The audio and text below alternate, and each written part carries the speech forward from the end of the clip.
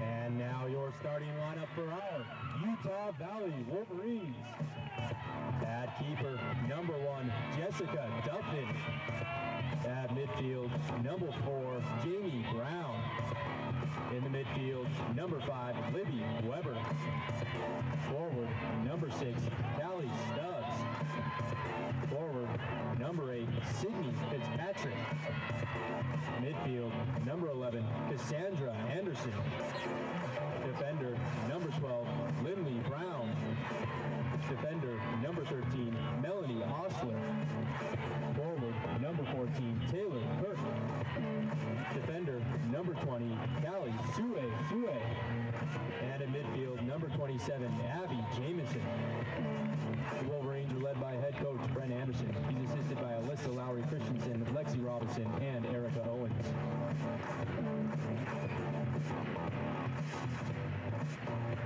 Ladies and gentlemen, please stand as we honor America with the national anthem. Today, performed by Malia Run.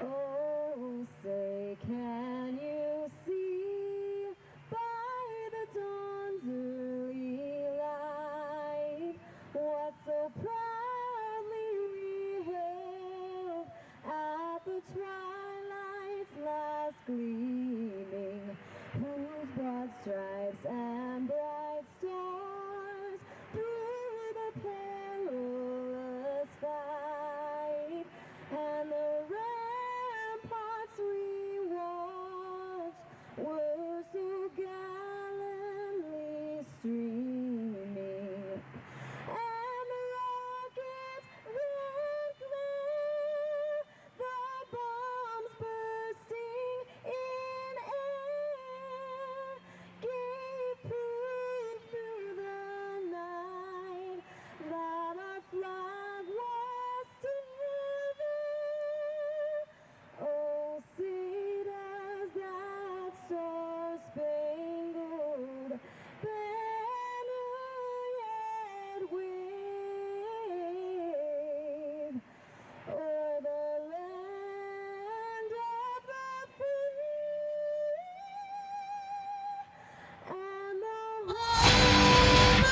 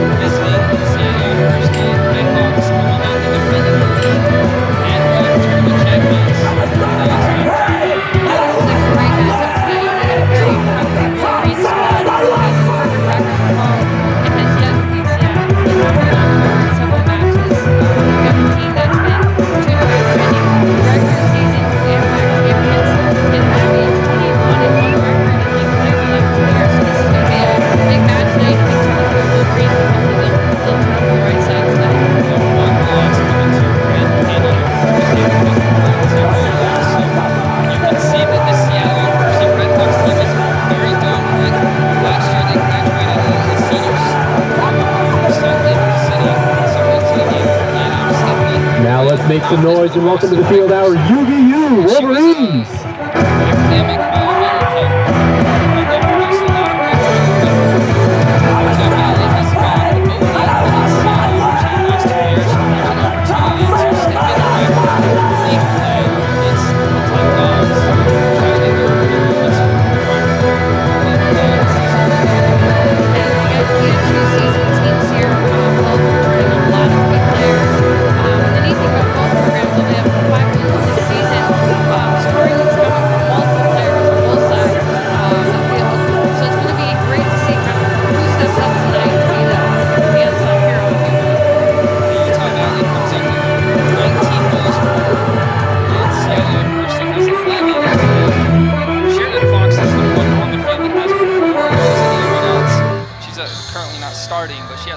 on the year. Seattle University has 2 players with 3 goals each, Carly White and Summer Mason. So those 2 will be important to keep your eye on as well as Juliet Giroux, who has 2 goals, 5 assists. They lead the front line for the Redhawks. Yeah, exciting future for the Redhawks. We got 5 freshmen who scored this season of their goals. And Jordan Fox, who's currently the front point in the Wire Conference for the Wolverines, also going to seek out his studs back in the field starting tonight. Last year, leading goal scorer for the Wolverines. Spent a good part of the non-conference still injured, but great to see her back in the conference play tonight. They got the game against State last Sunday and underway early on with the Wolverines into possession. Kelly Susu moving out of the back. Here's Weber combining with Tyler Court checking back. I think the team's going to see an interesting moment kind of match up.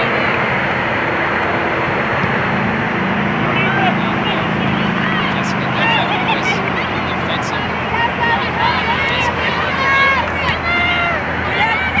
Summer Mason striking right inside, cutting in the midfield.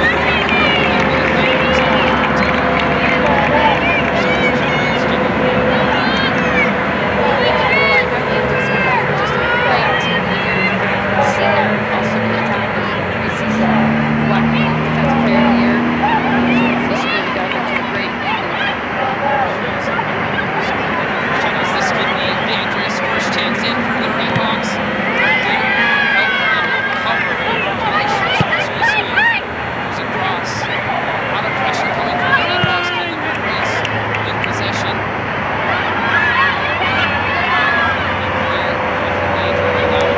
Seconds to defensive.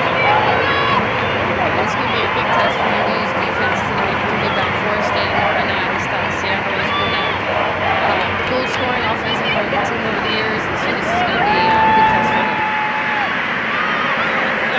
Off the ball, but moves Abby Jamieson back into possession. She used Jessica Duffin to be able to possess out of the back. Jamie run with a little flick. She was Anderson 2013 Phoenix.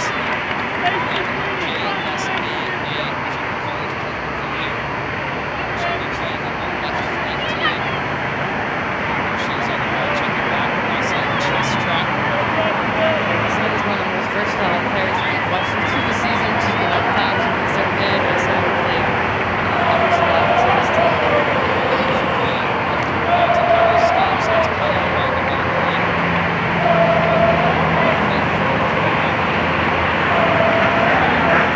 Redhawks had a couple of senior leaders. These center backs, Kelly Beck and Kiana Kraft. Hard to break those 2 down.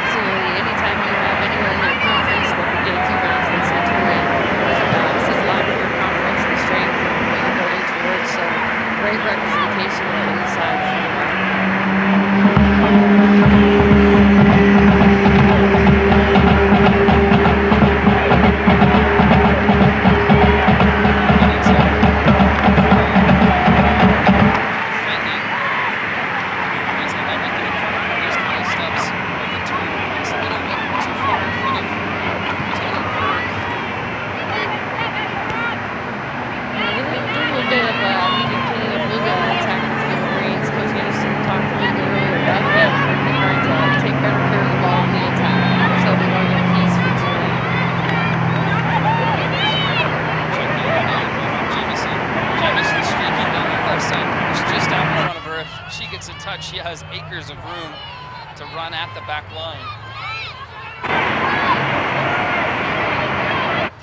Good pressure from Anderson, forcing it on the side of the field.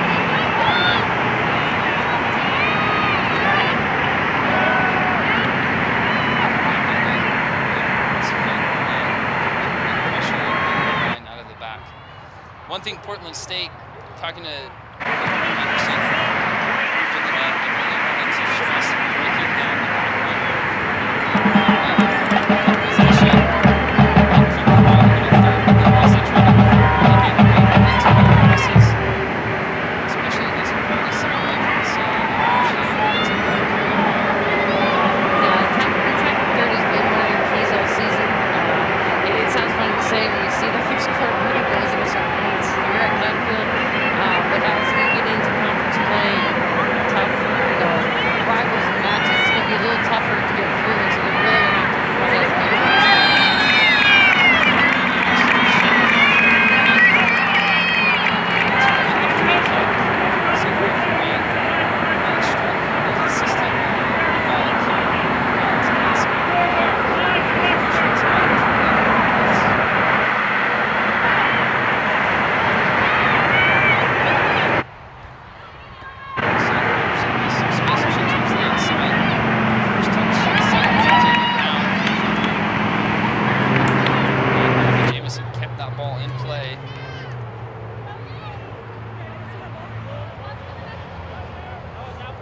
Coach Julie Woodward does not agree. Julie, with an all-time record of 252 wins, 97 losses, and 34 ties. For the Redhawks, she is part of the Salem Hall of Fame because of her point days. She's been there for 19 years. She's tied for 38 for the Division I coaching, winningest Division I coaches in the nation. Yeah, Julie's done a great job with the program. She has a lot of respect from her peers. Teams hopes in the hunt for some championship. Just a very well coached team.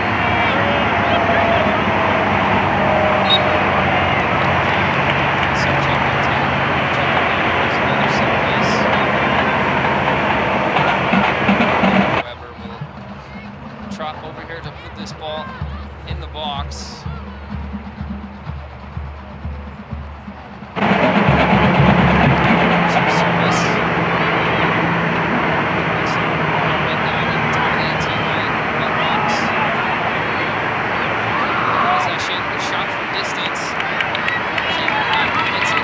Underneath and goes high. Good job by Jamie to get that ball off. She's a little bit under pressure there with the defense collapsing quickly. I'm sure she'd like to strike that a little differently, but good job of getting it off.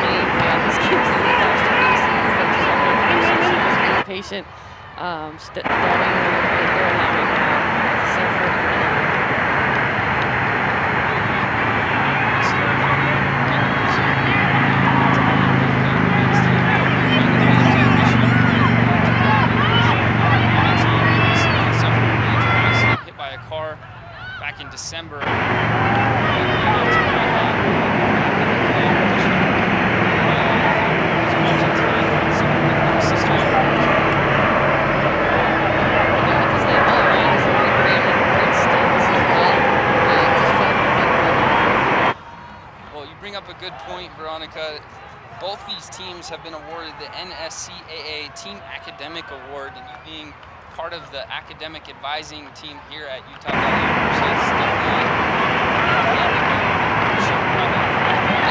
the Department of University is very proud of all of our student athletes work. Yes, so it's going to be really exciting because a lot of kids on this field tonight. Both these programs, men's and women's teams, are only one of about 200 schools recognized for that award. So that really is part of it. Bringing the ball on the right-hand side for the Wolverines. Nice cutting back from Sydney Phillips, but actually there's Weber for a shot from distance. We've seen a couple of chances for Weber and Jamie Brown to strike from some spots on the field. Nice touch going back to your point, Monica, I think soccer players are the sports athletes that are We're a little biased, but I think there's some other teams out there that would argue that. But I think it's just a great accomplishment. You know, these student athletes, they're full-time in their studies and traveling and playing, and to be able to maintain such a high academic standard for themselves is just tremendous.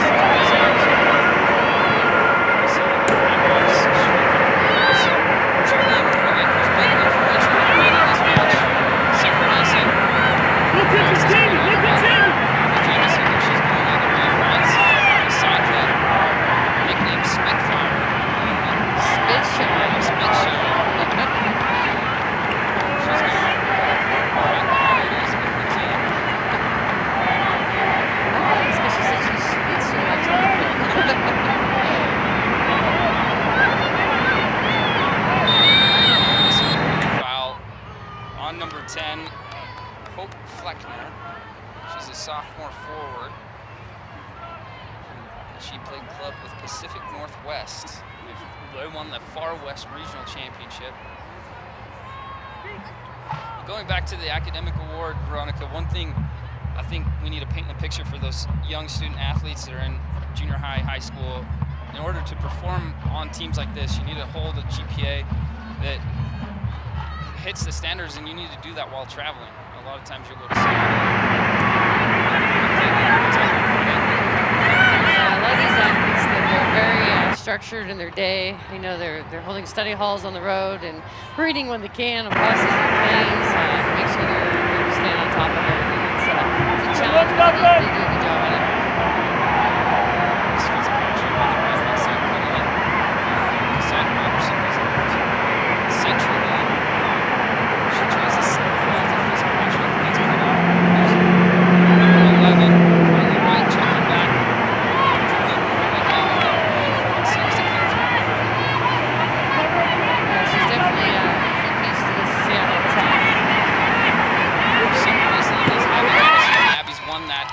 Probably 5 out of 5 so far in those goals. Jamie touch gets a little heavy, but she's able to track it down and get it to Callie Stubbs. Turnover and that. They're doing a solid job of coming through the midfield, but they're certainly getting stuck in that attack. Making some good turning runs and passes. They make it pretty easy for the Seattle defense when they're collapsing.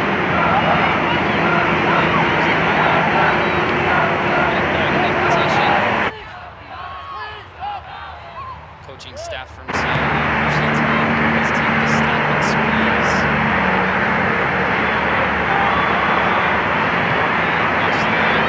Right near the fans.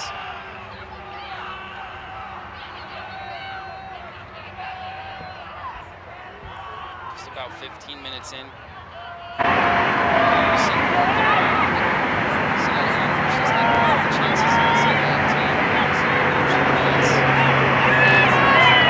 Both teams are still trying to get those settled in. I don't think not too much more than that.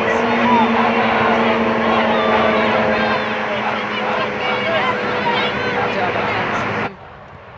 Fend that ball off.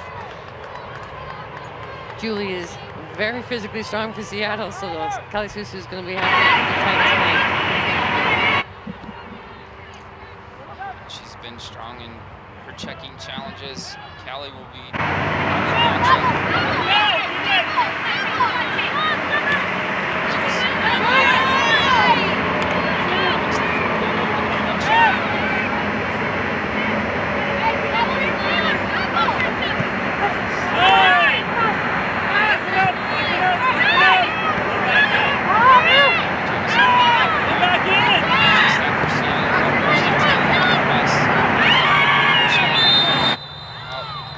She had gotten away with it with a little toe poke tackle, but Callie Sui. Yeah, that was a real dangerous play. You got your outside back and center back about 10 yards from each other with a very strong forward in there. Short balls in there. That was probably not the time for them to do it. Unfortunately,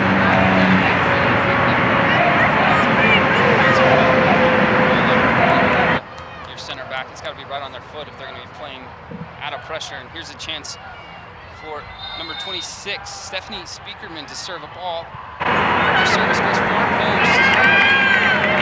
Good service in and well defended out by the Wolverines.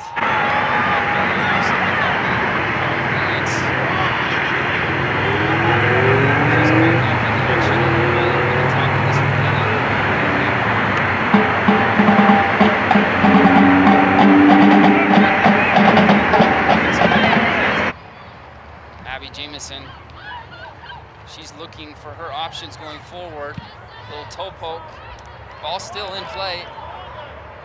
It was right on the sideline. Both players kind of hesitated, waiting for a whistle.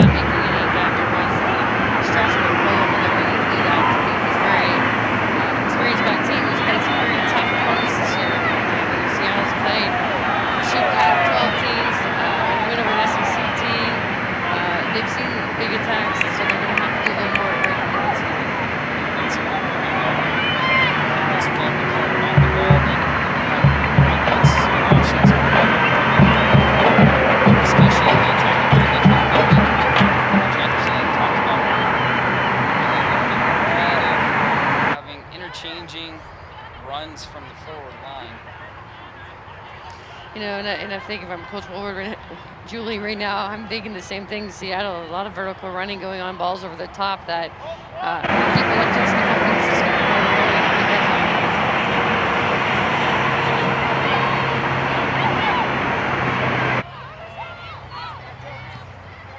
to Sandra with a slide tackle.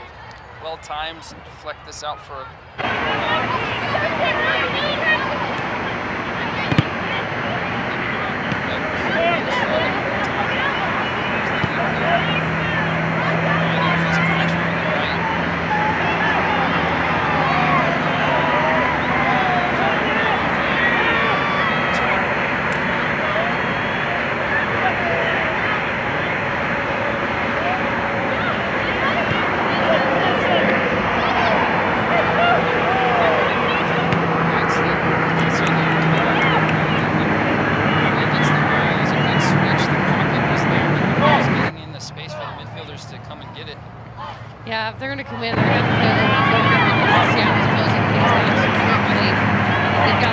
first pass and take that risk that it in early.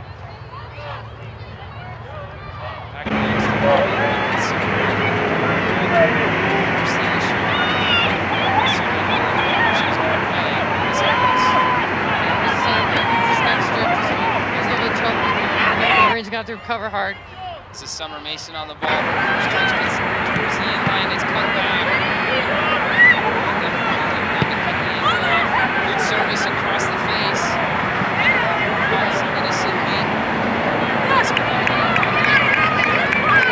Yeah, Lily did a great job to come over and cover other teammate there. You got to be careful on the back post there, but the Wolverines are covering well. That back line's doing a good job right now.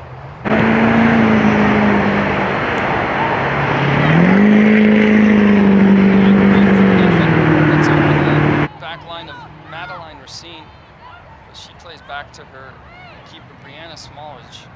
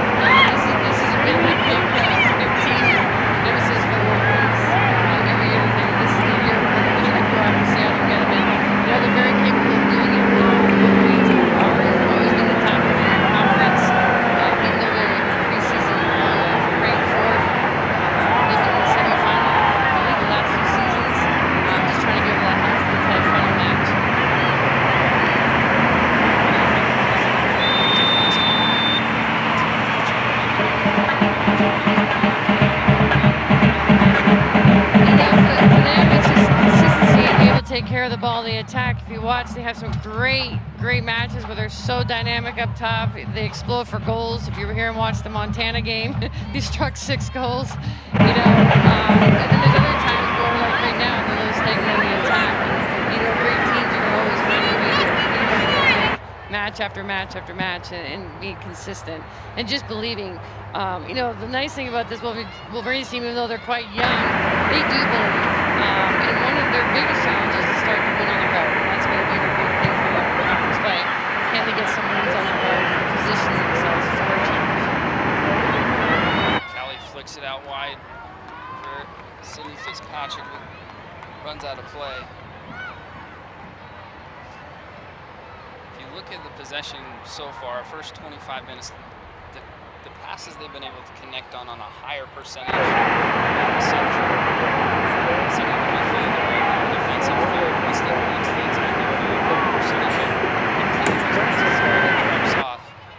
And I think that's what you're talking about, Veronica, is that dynamic ability going forward is being able to break down the back line and successfully.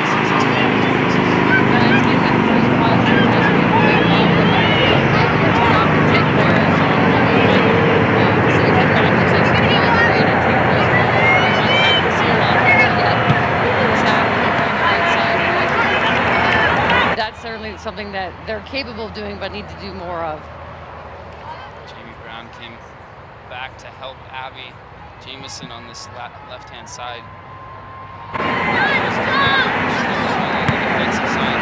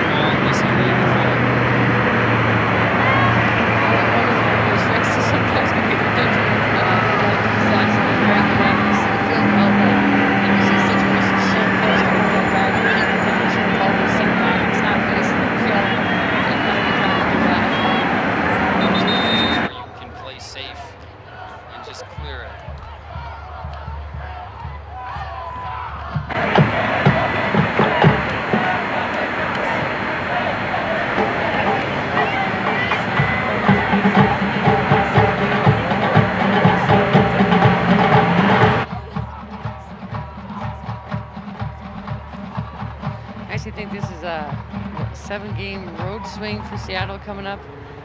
Starting conference play, I don't think they're home for a while until maybe October 9th. They can win on the road, which has been good for them. Hopefully not tonight. Yeah.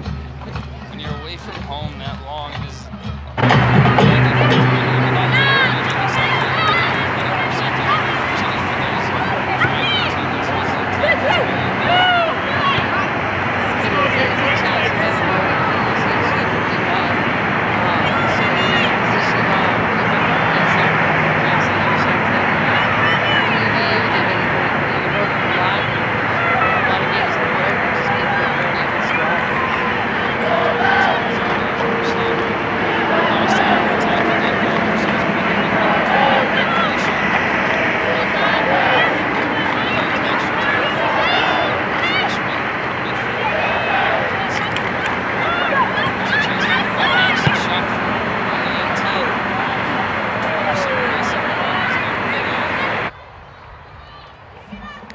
Summer's been a little bit of a handful coming down this flank. Not a player afraid to go 1v1 of players. Certainly someone they have to pay attention to, but have been containing her quite well. Jamie Brown with a flick on.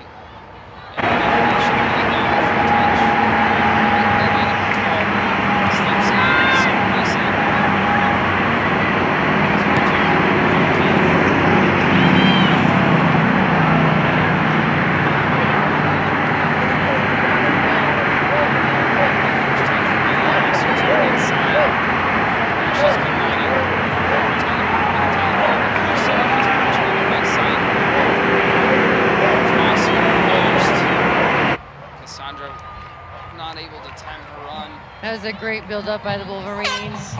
Melanie Ostler certainly coming in that right backside. In for the Red Hawks, in. number 22, Good cross Kayla by Danforth. Sydney. For number 12, Summer Mason. Looks like we'll have a couple of substitutions. Summer Mason comes off.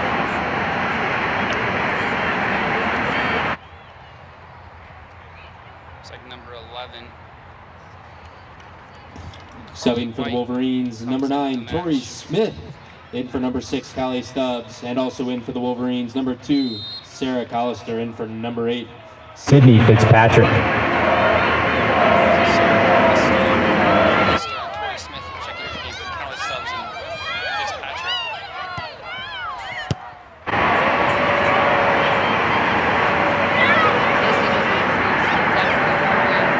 Sarah coming also for stuff that we just this year.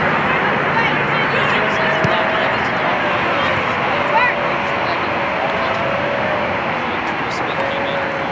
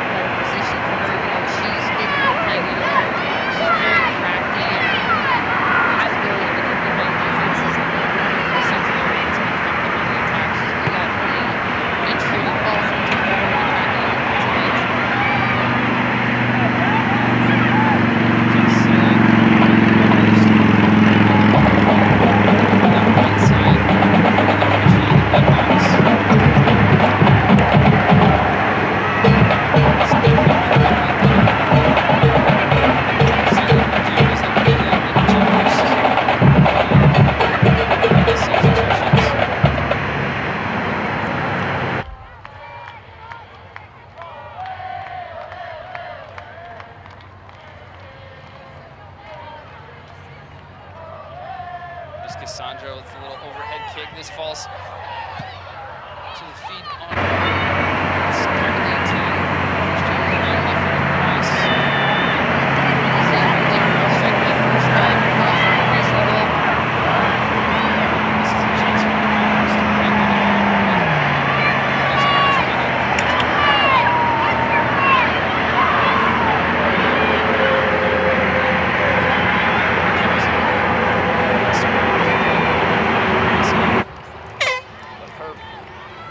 After that,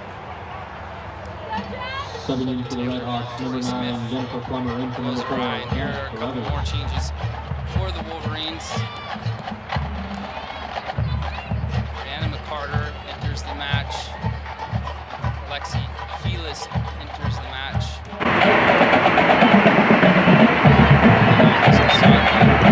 Weaver and Taylor.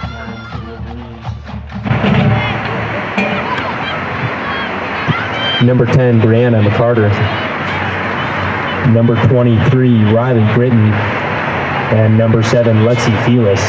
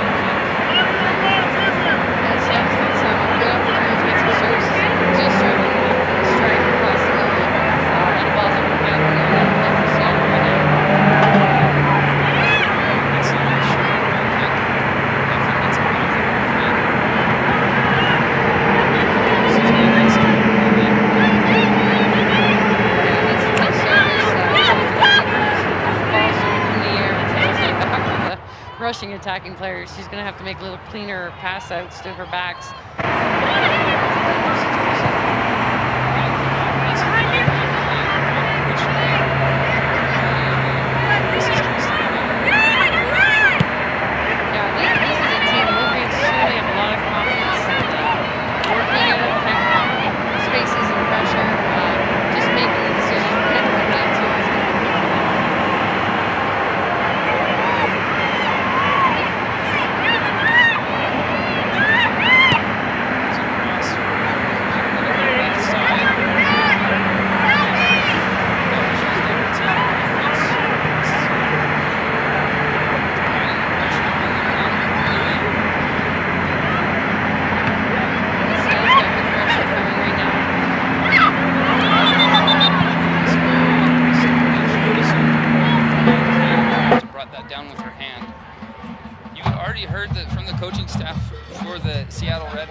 Telling the front line to put pressure on the outside box.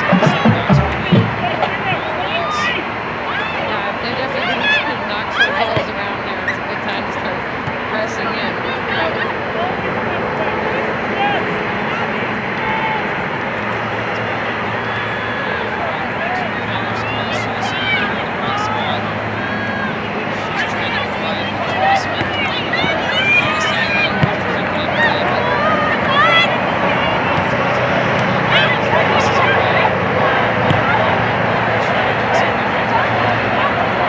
Ball coming in for a keeper, but good concentration by Jessica. Yeah, Tori did a great job to come back. Unfortunately, turned around and just gave it right back.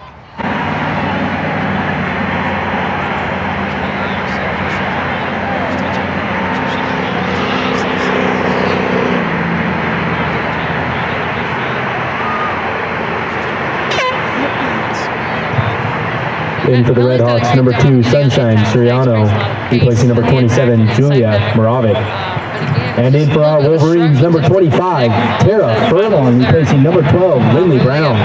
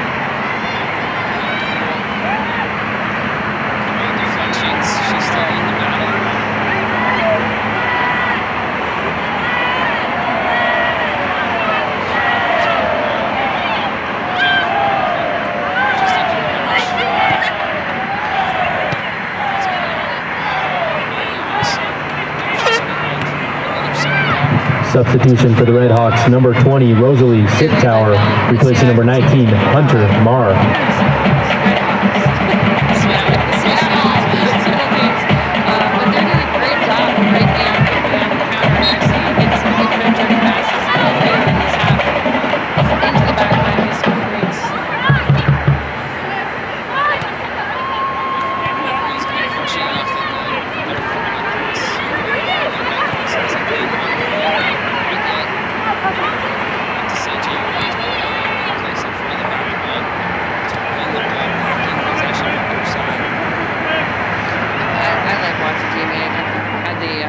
Watch her for a couple years, and she's just one of those very silent, great players. She just makes simple passes, reads the play well, works hard. Don't think she gets the notoriety that a lot of players get, but she certainly deserves it. She's working extremely hard. She's not one to really give verbal cues to her teammates and be that loud, boisterous player, both in word and in action. But as far as her example, she's been on point tonight.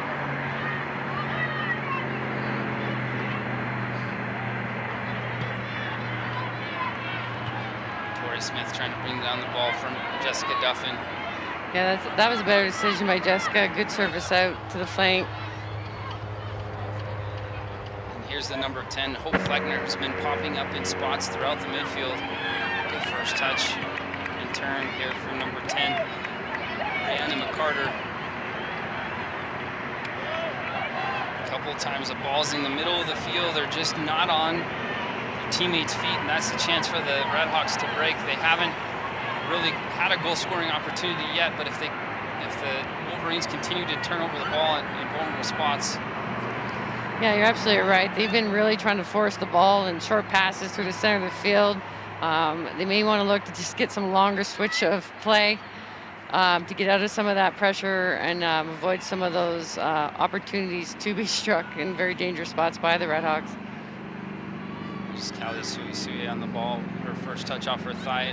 Falls to Abby Jamieson. Here's Furlong. That's a good entry ball.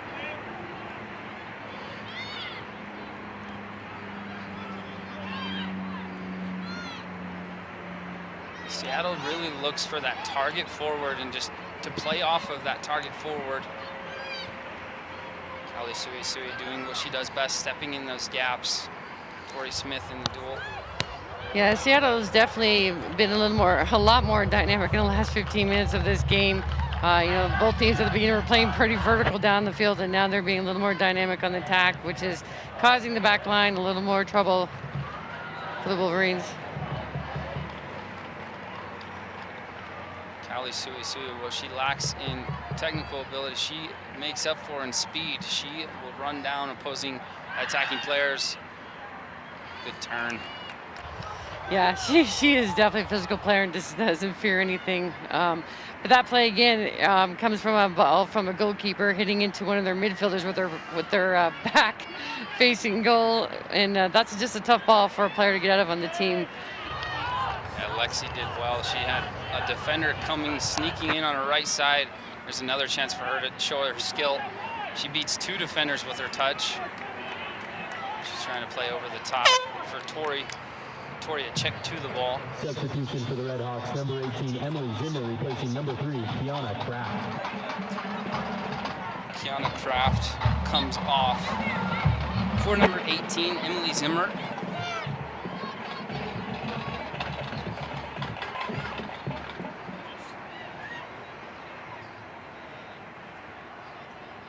Here's Felis. She's trying to play a long ball. She plays over the top of Brianna McCarter. She had two choices here. Tori Smith on the left and then Brianna up top as a target forward. Yeah, unfortunately they didn't have a lot of options up there, so not a bad ball this time to probably relieve some pressure from your team, just get it out and get reset and get organized.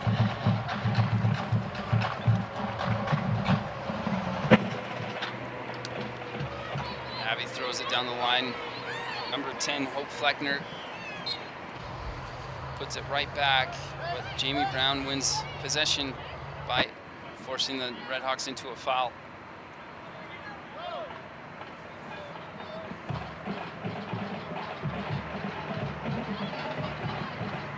Just about a minute, 20 seconds left, 0-0.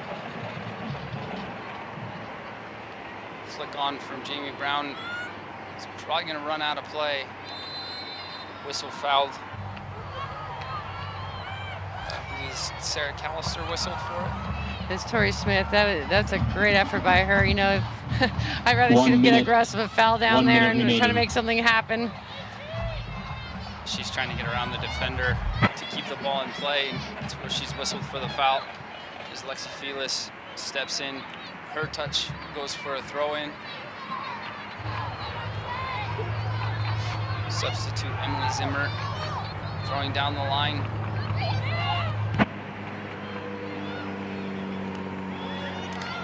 Abby Jamison working hard to win the ball back. What a turn from Britton. She's running out players with space in front of her. Not a bad idea, not a bad idea. She did a great job to get out of pressure. Was looking to bend that ball the outside of her foot in behind the Seattle for Sarah Callister. 10, 9, 8, 7, More than likely 6, this will be the 5, scoreline 4, for the opening half. 3, 2, Jessica Duffin just clears it away from danger, and that's where we stand right now at halftime. It is 0-0 for the visiting University of Seattle Redhawks here at Clyde Field. What do you think is going to be the instruction from head coach Brent Anderson and associate head coach Alyssa Lowry? You know, of course, opinion by watching the game. You know, I'm not there in that huddle, but you know, a couple of things I'd be looking at the Wolverines. You know, they're a team that are capable of possessing the ball well, but maybe too many touches on the ball. Maybe a little more 1-2 touches in a positive direction and start making Seattle work. And the other thing I always say as a coach, you know, you got to respect good teams, but by the way you respect them is giving everything you got and playing your best performance. And they look a little tentative to me. They look like they're sitting back a little bit, giving them a little bit too much respect, Seattle, and need to start going at them and making their defense play. Our back line, or I should say the Wolverine back line, absorbed a lot of pressure this half. And that's going to wear you down over a course of a game. And so the attack for the Wolverines, they've got to get going and start giving that pressure back. I think Seattle, they're picking up tempo. They've got a little more comfortable as the game got going. And they're going to have to sustain that and start bringing more, finishing more opportunities. So they are getting in, but they're not having clean strikes on the ball right now. Both teams have, the Seattle Redhawks have 5 shots to Utah Valley's 2. Neither team has a shot on goal yet, which is a positive sign, especially with the firepower that the Seattle Redhawks come in here. You want to keep that 0 scoreline, especially with Jessica Duffin, that back line. The biggest question moving forward, especially if you're going to win against a quality opponent like this, is how do you break down their back line and their defense? And they come with a couple of senior defenders, Kiana Kraft, Hannah Carothers. Check that. Kiana Kraft and Kelly Beck have been very solid. The whole back line really has been solid in their communication for the Redhawks. So what is the key to break those 4 players down? Well, like I mentioned, I think that, you know, coaches talk about patience on the attack, but you also have to, that's a time where you got to pick up the tempo. I mean, you're not going to break down a team by slowing down the play in the attacking third. I mean, they've got to be quicker 1-2 touches. They've got to make some just hard runs up there. If you look at the Wolverines, yes, they're a fast team, but you don't see just a hard run diagonally. You don't see someone checking hard back to the ball to pull one of those center backs out of position, or have that. They have the ability to go 1v1 down the flanks and take him on, but they got to get players over to support the ball. They got to get runs into the box, and they got to start making that defense work. If they're going to just go in there and knock the ball around, that Seattle team's doing a great job right now of just keeping play in front of them, and that's the key in soccer. Keep the ball in front of you. You're usually in pretty good shape, and particularly when they've got a solid goalkeeper who hasn't given up a lot this season. Similar to the Wolverine keeper, you're not going to be a big threat unless you got a great strike from 30-40 yards out. Seattle's saying, hey, we're comfortable with you. You want to strike from distance, go ahead. So they're going to have to work hard to get inside the box. So those 2 shots you mentioned are probably about 25, 30 yards from goal. The Wolverines have had a chance. I think it was Libby Weber and I want to say Jamie Brown that both had a shot from distance. neither test the goalkeeper. But if you want to read a great article, Chris Wondolowski, who plays for San Jose Earthquakes, he was interviewed about being a forward and what set him apart. He has a couple of records as a goal scorer. One of the things he talked about is playing a little bit of cat and mouse with the defenders, making them guess of where he's going to go. If they know where his runs are, then it's easy for them to defend. But if he's popping into space and then he's gone, they never know where he's going to be. So he talked a lot about being able to read before the plays actually happening. And that's what his advantage is. Even from across, he can tell where the ball's going to go as the ball's leaving his teammate's foot.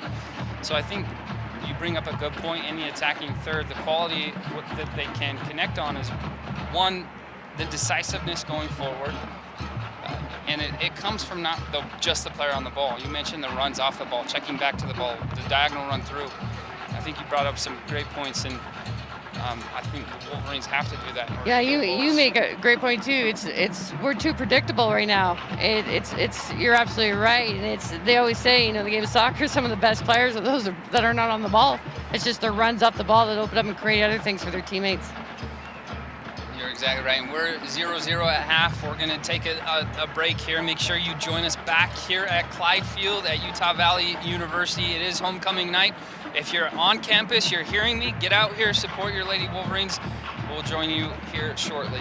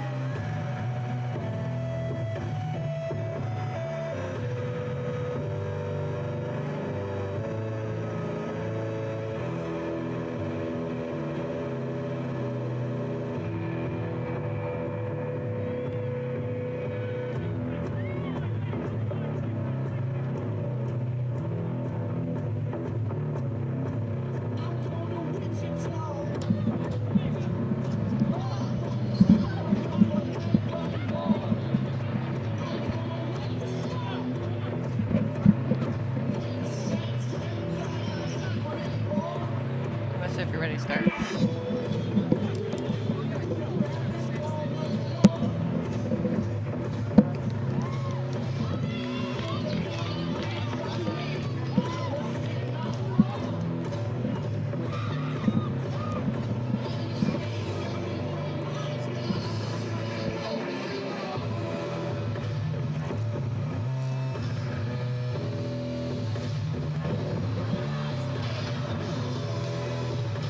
Welcome back here to Clyde Field at the campus of Utah Valley University.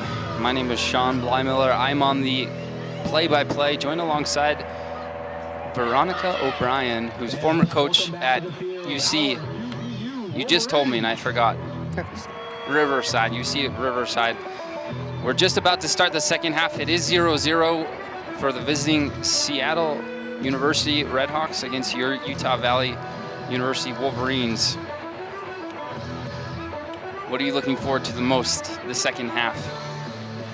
You know, I think both teams, try to establish themselves, kind of try to get in a rhythm and tempo the first half. I think by now they should be settled down, got a feel for each other. And what I'm looking most forward to is hopefully see both teams get on a strong attack here, particularly the Wolverines, since I'm from here. But certainly hope that they'll get settled down too, and just see a great game and see some great attacking going on. Well, you see the visiting Redhawks trotting out to the field. They are the defending WAC champions. This is the opening game for the WAC pool play or league play with the Western Athletic Conference. You are watching this match on the WAC Digital Network. Qualify for the WAC tournament. You've got to be in the top 6 in the conference. The first 2 teams get a bye, and then the winner of the WAC tournament gets an automatic bid into the NCAA tournament, which Seattle University did last year in 2014. Advanced in their first round of the NCAA tournament against Washington State, and then lost to South Carolina, and we're underway for the second half. Long ball down the line on the right-hand side. This is going to stay in. Is this going to be the first corner kick of the game? It is. Surprising to say, neither team had a corner kick in the first half.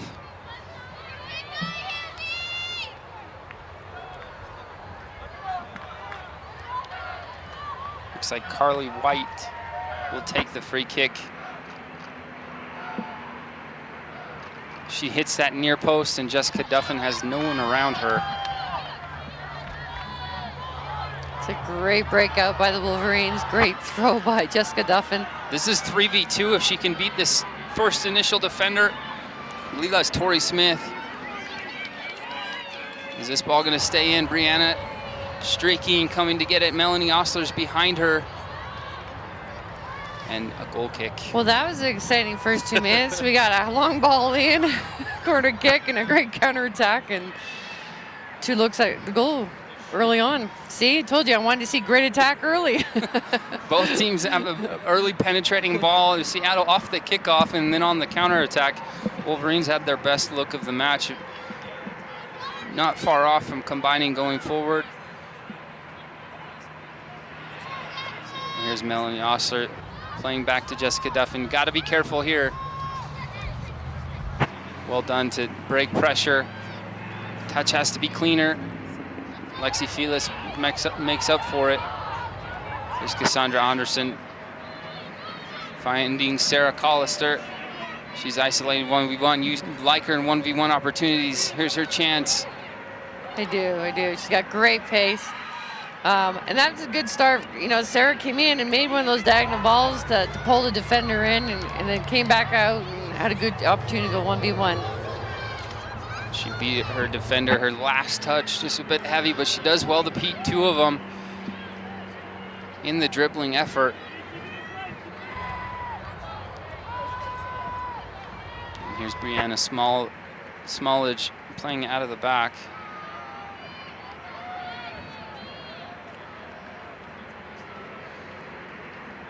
Ali Sui playing back to Jessica Duffin. I think this is Lindley Brown. Sarah Sipperly is actually into the match, the left back there for the Wolverines. This is a great ball. In. Sarah Collister almost gets on the end of this. If Brianna doesn't come off her line, it'll be a 1v1 opportunity for Sarah. Much better look on their attack early on, the Wolverines. Good penetrating ball in, and a good run by Sarah to get inside your defender. You had talked about Cassandra Anderson being very lethal in the attacking third, creative, and she had a through ball to Sarah that almost ends up on a breakaway opportunity. A little uncharacteristic here of Jessica. She's usually pretty good at playing pretty quick with her feet back there. Just a little bit hesitant. Just going to have to be a little careful and probably give a little more respect to the speed of some of those Seattle forwards getting in there on her. You can see the instruction from the Redhawks. As soon as the ball is played backward, they're running with numbers to put the pressure on. This is offside. This will come back for a set piece.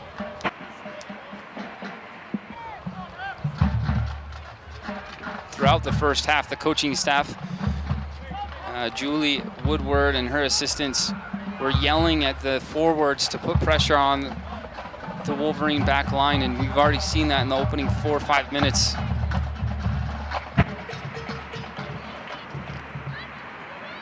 Yeah, it's been a little bit of a track meet here the first couple of minutes.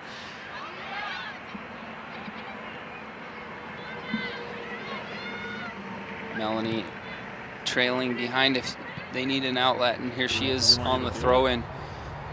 You like the little lift pass from Cassandra to find Sarah Collister. Good turn. Brianna, she crosses it, takes a deflection. This is going to stay in play. Melanie Osler finds. Here's a shot from distance. Is that Lexi Felis? You know, that was a good patience by attack by the Wolverines, but had purpose to it. So they're looking to do a little more this half in their attack, which is great to see. Looks like Tara Furlong is in the back line. She's remained. That's a good turn from Callie Sui. Yeah, Seattle's looking to go a little direct right now, trying to catch the Wolverines over the back and a little bit of a foot race. But a good job to contain it. It's a difficult ball to play over the top. You could see that skip a little bit on the wet surface. The grass is a beautiful pitch, so the ball will run on through balls such as that one.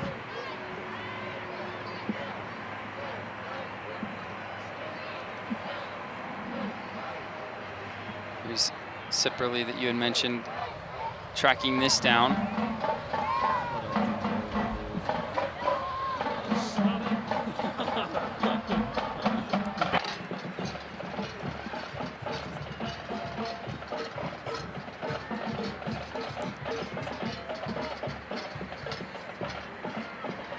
Nice to combine with the central midfield. Here's a through ball from Cassandra that's cut out, picked off by the back line.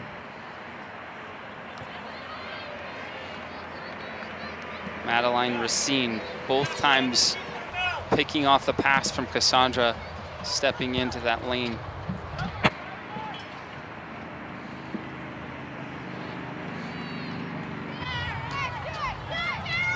With the Redhawks bringing that pressure, what do you think the backline needs to do to break that initial phase of pressure they're bringing? Well, you know, the Wolverines are stepping, you know, sometimes they're stepping hard to the ball to get in front to try to intercept that ball. Sometimes they're stepping a little off the ball, which is causing Seattle to get in those pockets a little bit. So they just got to be careful in deciding where their restraining line is going to be defending. Are they going to be dropping off, and when they're coming to step up? They're a little hesitant when they do that, but for the most part, they've been able to contain them. There's Lexi on the ball. It's picked off Julia Moravec. Carly White slotting a ball to that far side. Number 12 shot. Summer Mason over the top. Yeah, what a dynamic player for Seattle. Summer Mason's got some patience. She's got in a few times in the first half, and she's gotten in this half too. If she can just get a clean strike on the ball, it's going to be dangerous. Yeah, her and Julia Moravec have been the most dangerous attacking duo for the Seattle Redhawks thus far. And those two have combined quite a bit through the season to create goals and particularly scoring some big games later on. Here's Cassandra. You can see that what she's looking for. She's trying to find that other ball where across the face of the field, diagonal ball. Melanie Osler trying to find Brianna. Here's Libby Weber. And Anderson's doing a good job possessing the midfield looking, but as soon as she puts her head up, her attacking three are running away from her, and one's got to stop and maybe come a little back to her to give her a little support so she can play off one of them. Carly White has come into the match. She did not start, but ever since she's come in, she's been popping up in dangerous spots. It's important for Melanie Osler to stay tight out wide. A free runner. Cross into the box, across the face. This should run out. Yeah, another look for Summer Mason there again. Just miss-hit. She's had a lot of opportunities for Seattle. She's getting in there, and Wolverines are going to really need to keep an eye on her because she gets in and finally connects. She's going to put one away for them. That's a half volley if she hits on frame. Be difficult for Jessica Duffin to keep out.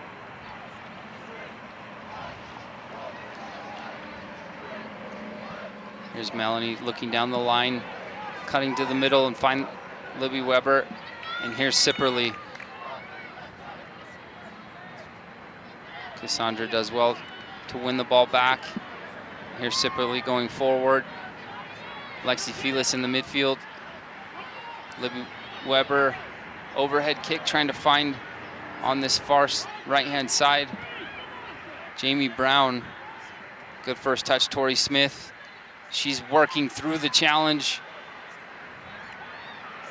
Shot from Cassandra, that wasn't far off. That just barely beat or missed that far post. Yeah, that was a great strike and a great effort. Both the left back for the Wolverines, Sipperly and Tori Smith, working together, trying to get in and combine. Sarah Sipperly just entered the match for the Wolverines this half, wasn't a part of the first half. She's got fresh legs in the outside back and has started a lot for the Wolverines through the season and has done a great job. Yeah, she was fantastic against Portland State. Probably covered more space and ran more than anyone else on the field.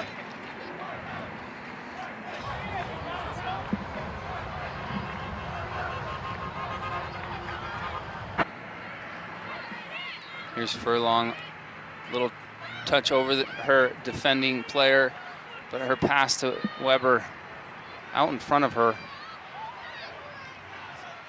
Kalisuisui with a nutmeg touch by her defender. Cassandra with a creative soul turn.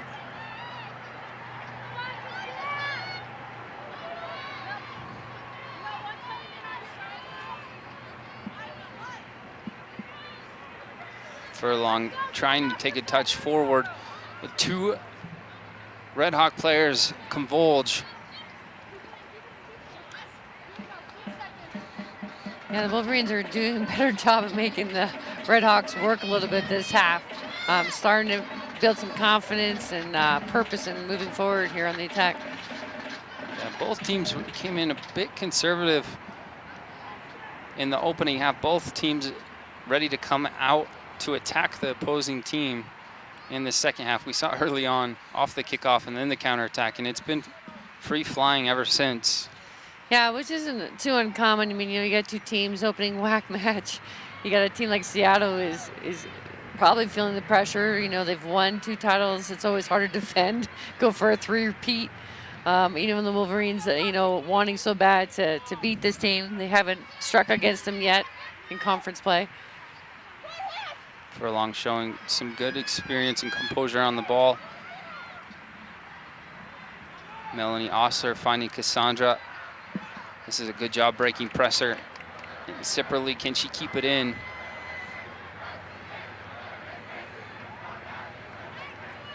This is good buildup. And then the commentator's curse, saying too much. Yeah, definitely a different look for the Wolverines this half. Positive look. They were combining all the way from this right-hand side to the midfield to the far left-hand side. Tori Smith then tried to beat a defender, and her touch got away, and she commits a foul. But that was the most sequence of passes I've seen from them. Here's Carly White popping up in space again. Shot from the 18. Again, Carly White.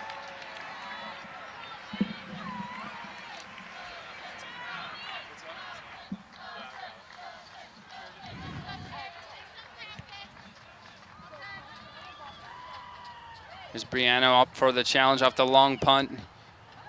Slight deflection lands to Cassandra's feet. Little stutter step, side step to break pressure. Here she is with an overhead kick. This could fall nicely to Brianna. Smart move from the back line to just head it right into Brianna's hands. Yeah, good composure by the center back. Stephanie for Seattle. Good win from Lexi Felix.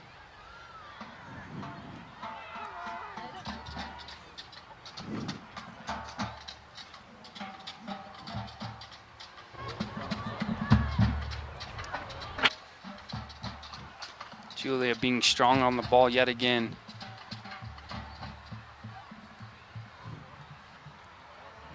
There's Kiana Kraft joining the attack. Cross from her, and Jessica Duffin off her line with a chance to counter, but immediate pressure from the Red Hawks, but has good service in the box. Good grab by Jessica, and here comes Libby on the attack. has great vision from Brianna to find Libby. Libby trying to win a deflection, and she does for a corner kick. This is UVU's first corner kick of the match. We'll have 3 substitutions on this stoppage. Sheridan Fox, the team leader on points, 5 goals, is coming into the game for Brianna. Jamie Brown coming in. Lexi Felis, I believe. And Abby Jamison comes in for. It's on the. Melanie Osler. And Sipperly will move over to the right side.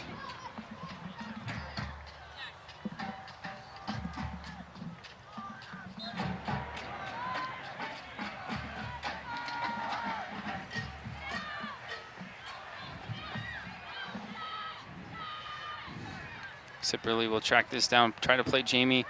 Jamie does well to get it back to service for Sipperly. Sheridan Fox up for the challenge, and this is deflected off Jamie Brown. Red Hawks will have a throw in, and there's a change for them. Substitution for the Red Hawks, number 22, Kayla Danforth, replacing number 12, Summer Mason. Summer Mason, number 12, is coming off for number 22, Kyla Danforth.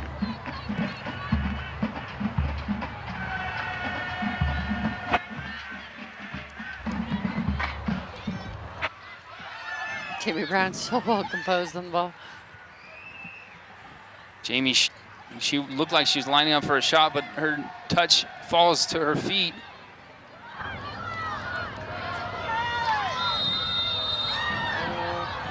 Tori Smith whistled for the foul, and the bench does not agree with it. A tough call. It was pretty 50-50 there.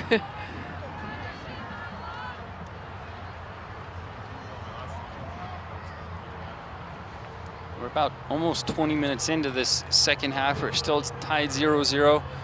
Positive signs from the Wolverines building in the attack. Good win from Sui Sui on the challenge. Yeah, she's been tough tonight. She's been great in winning tackles, staying composed, keeping her back line together.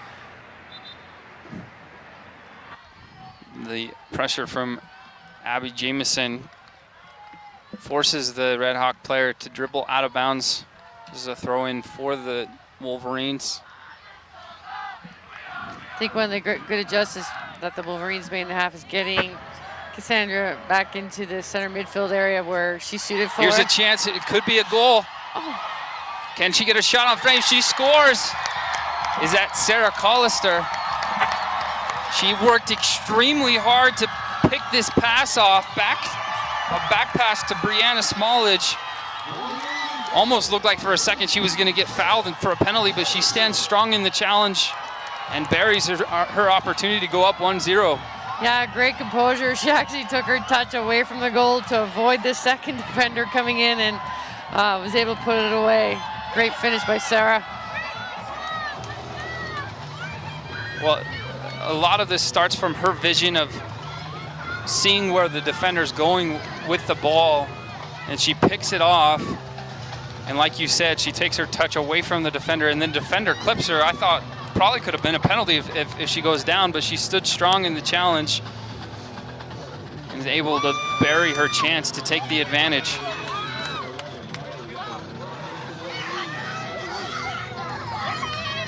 Sarah's just substituted off the field. I'm sure this is a tactic to give her some minutes rest while they're up a goal, so when she needs to come back in and use her pace and work ethic, she'll be a little more rested and effective again. Sydney Fitzpatrick comes back into the match for Sarah. Looks like Carly White comes off for Seattle.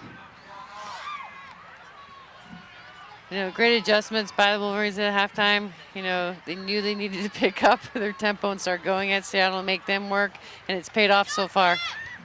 It's a good ball from Sarah Sipperly. Sydney cutting to her inside Sipperly's overlapping on the outside. Here's Furlong. Sipperly coming back to the ball. Good outside of boot. Quality technical ability right there. Yeah, a lot more movement and attack for the Wolverines, which they needed. Now they're starting to move that back line around. This is good stuff in the build-up. Jamie Brown tried to slot a ball for overlapping Abby Jamison. You can see the back line, the outside backs pressing high in the attack, and here's Sipperly going the other way. Widening it out to the right side. Can she save it? This pass a little heavy. She keeps it in play. Soul turn. Libby's good first touch. She's dribbling at players. She's crossing to that near post. Almost finds Sheridan Fox, who was streaking just slightly out in front of her. Yeah, not a bad idea. You're right. She had a great touch to put herself in position for that great service. Sipperly getting up to challenge. And here's Cassandra coming back all the way in her defensive third. Furlong playing Jessica Duffin. And she'll play big. Cassandra doing well to chest this down, but just out in front of Sipperly. But Sipperly is stand extremely strong in her challenge. You know, Sipperly came in last year as a freshman, didn't see a lot of minutes, has been playing a lot this year. She has just been consistent and tough on the tackle, and great to see her just really come into her own this season. Well, it goes to show, just as a sophomore, that to step in and be influential. Like I mentioned, she played fantastic against Portland State. She's already been a good player in this match. You know, and similar where they, Abby Jamison there on the left back. Again, a player that didn't see a lot of minutes, if any, last year, and now she's been playing a lot and just doing a great job and containing that speed, which has been tough. Seattle's been very aggressive down that right flank for them, and she's done a good job.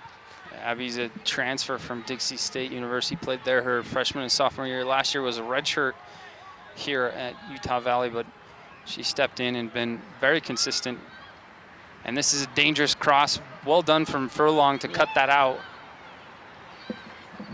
Be important for the Wolverines to stay and keep the ball in front of them. Yeah, Kelly Beck, the center back for Seattle, started that attack and got that great service in. Here's a foul, a free kick opportunity for the Red Hawks on the left hand, or sorry, check that, the right hand side of Jessica Duffin. Just against the sideline, similar to a corner kick.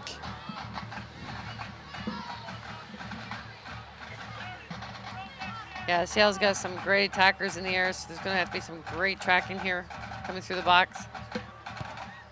This is a dangerous ball, really good ball, but Libby Weaver gets up and flicks this away from goal. That was a great service by Stephanie from Seattle. I said Weaver, didn't I? I meant Weber. Yeah, you've got a couple of subs. She likes when you call her Weaver. She tells me that. Callie Stubbs, Taylor Kirk come into the game for Cassandra Anderson and Tori Smith.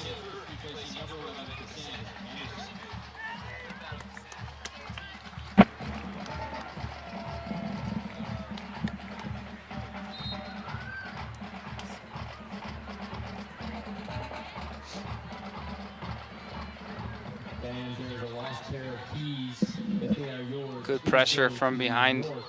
Couldn't tell a Wolverine player, but helped with Libby Weber. This is a chance for Fitzpatrick to run at a defender. She does exactly that, cutting to the inside. She's going to bring Sipperly into the attack. Yeah, she did a good job of having her team, waiting for her teammates to help, but would like to have seen her just drive hard down that line, take that player 1v1. Yeah, that's what I thought she was doing at first. She was going right at the outside back and then cut to the inside and stepped on the ball. But here's another corner kick, second of the game for Utah Valley.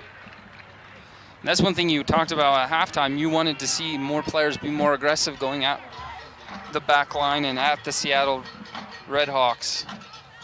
Yeah, and I think Sarah coming in this outside back position certainly helped actually get them on the attack. She's been right back causing the corner kick. She's been in the attack a lot.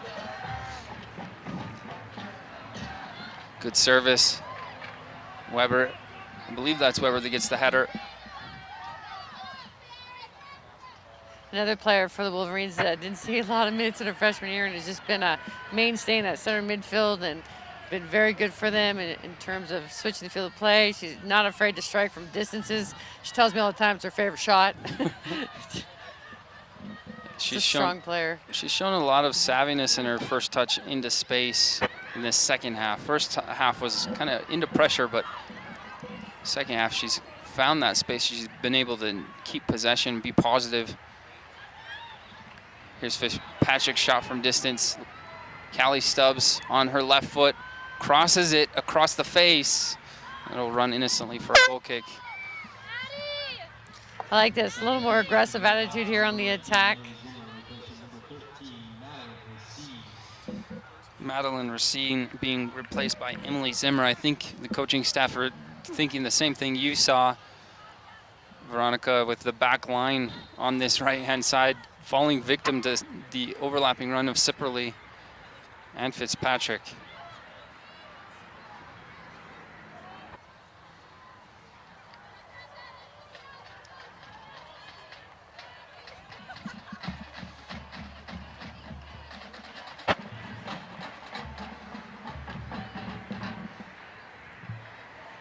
You know, the one thing that the Wolverines, we were talking about at halftime, you know, a lot of subs coming in and out, and it's been a trademark of this program, the Wolverines, and Coach Anderson and doing a great job of managing his players and key moments and resting them and getting them always to be sharp on the field. So, you know, it's been a good job by the coaching staff at UVU.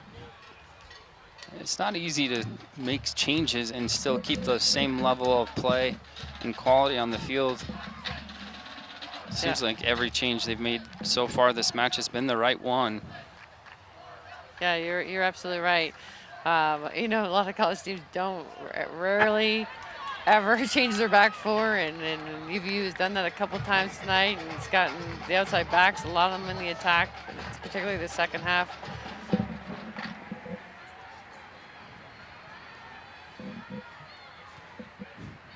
Good step from Callie Sui. Here's Libby Weber finding Sipperly. She's got space, but her touch goes middle where the pressure was. If she comes wide, she had a little bit more space to work with. There's Furlong. Plays a ball back to Jessica. This is in between. This is dangerous. Yeah. And this is the tying. Is it a tying goal? It is. Both goals coming from bad back passes from the back line. We are tied 1-1. Yeah, that was a tough ball back up in the air to the keeper, and couldn't tell from where I was if it was in the box yet, but Jessica needs to come a little harder and just run through that ball. If she's going to commit, she's got to come hard. Yeah, it looked like she got caught in between, indecisive for a moment. She couldn't tell where the ball was going to end up. She runs all the way through it. She might have get a touch for a clearance, but nonetheless, we are tied 1-1. Which is unfortunate because that's really the only chance that Seattle Redhawks have had all half. Yeah, it was just a clearance of a ball and got misplayed. An error really on the part of the Wolverines to put them back on the board. Clearance down the line. Here's Carly White.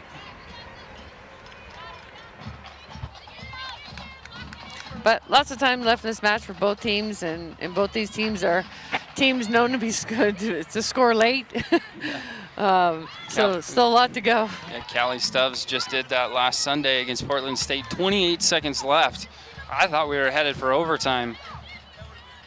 But she sent everyone home early, which I'm sure coaching staff was happy for.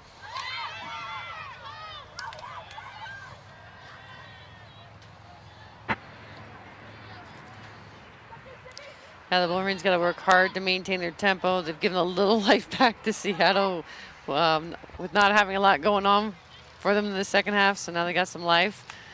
They want to make sure they just keep and maintain this pressure. Wolverines really being the aggressors and having more of the possession. Seattle being more of a counterattack in the second half, sitting back and waiting to play balls just like this one. This will stay in play. Abby Jamison with Callie Sui Sui. Careful in the back. Yeah. If I'm Coach Anderson, I just had a heart attack right there. Passing the ball to our keeper right through the top of the crease. Here's Fitzpatrick cutting the inside to her left foot. Shot from distance. This is on frame. It's right at Brianna Smallage. Taylor Kirk that had the shot. Yeah, that is definitely a shot in her wheelhouse. She does have a little more power. She just didn't get enough on that to make the keeper have to work there.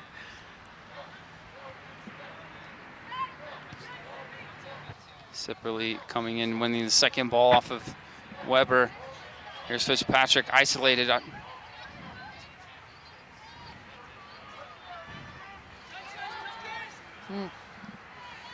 Good look. I don't think Taylor was ready for that, but it was good look. Yeah, Tori. Fitzpatrick kind of set Taylor Kirk up.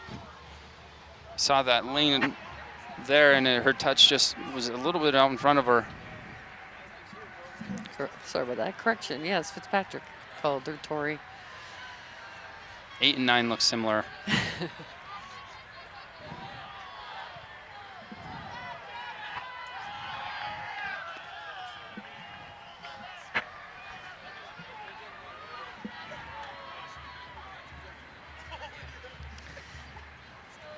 These are one of the moments that the Wolverines are going to have to determine how they're going to respond. It's got a little settled down and quiet since that goal from Seattle. Yeah. Pressure's come off a little. It's a true test of character. This is where you want your upperclassmen leaders to step in and be influential. Good challenge there. Libby Weber being so strong in those 50-50 duels.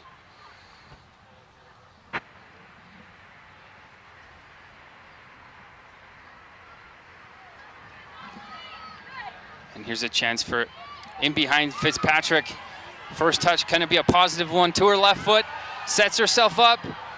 She tries to shoot with her left foot, but that was taken away by the defender. So yeah, she should have struck it first time. She took an extra touch, allowed that defender to get just that half step to get her closed down. You know, those are the areas of the field you're not going to get a lot of time, and you're going to have to strike it when that pocket opens. Yeah, I think she knows. She has her hands to her face, kind of looking at the bench, knowing she missed that opportunity. She cuts to her left. She has a bending ball far post. Be a very difficult save from Brianna.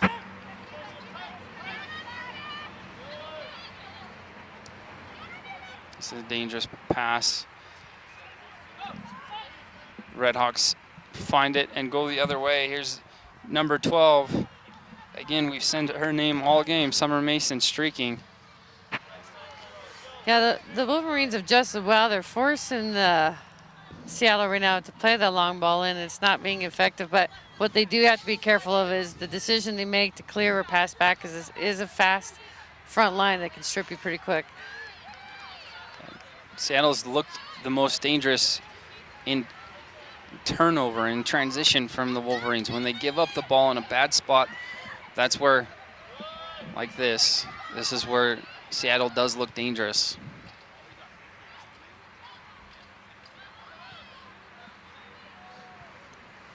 Sipperly being in the right spot. And here's Fitzpatrick. She loves her left foot being sharp on her cut. She's got to be careful taking care of the ball. She goes the other way to Callie Sui Sui and find Abby Jamison to open up the attack to the left side.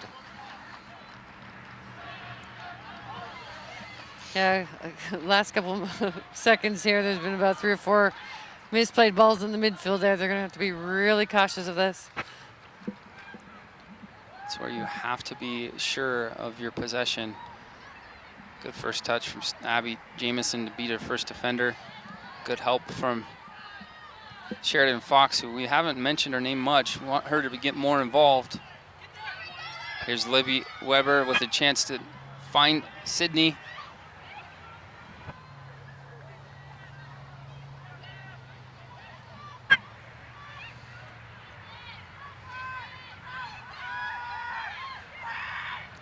isolated against 2 defenders.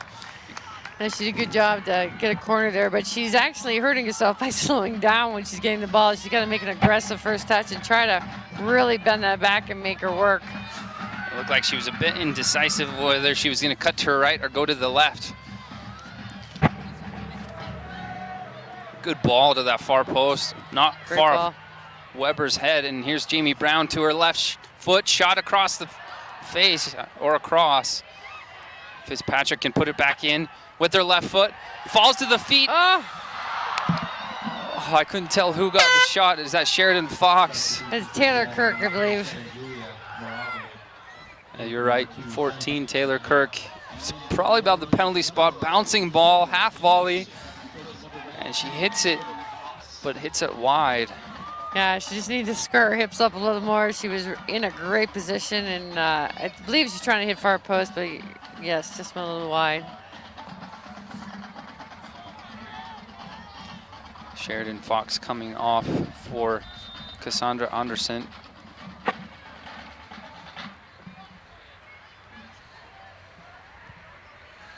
This is dangerous.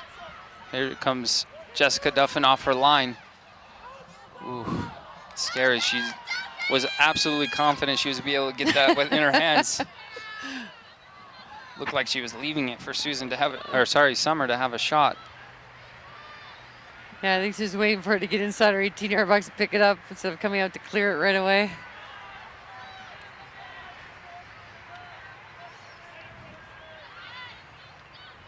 Good turn from Cassandra.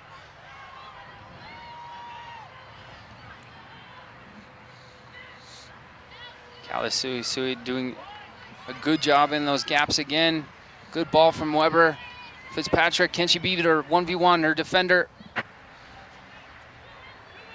Defender slides in, and Fitzpatrick should win a corner. She does. This is the 4th of the match. Yeah, Weber's doing a great job of finding Fitzpatrick open on that right flank, but Sydney's got to start doing a little more with the ball. She's waiting for 2 defenders to come over and collapse on her, and she's got to push hard to try to beat that first one. Emily Zimmer, the outside back, left back, does well to come and close down the space early, but Fitzpatrick looks like she's kind of pausing.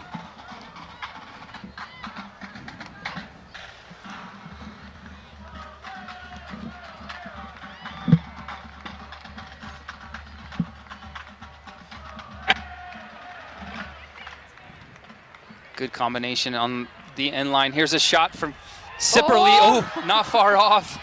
That was going to the far post and just bends away from the goal. Great attacking corner decision making on that. Oh, so close by Sipperly.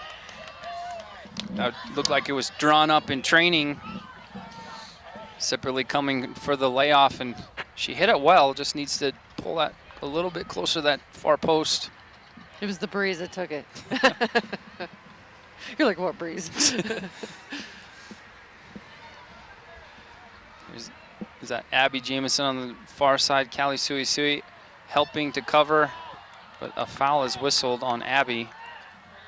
This is a dangerous spot.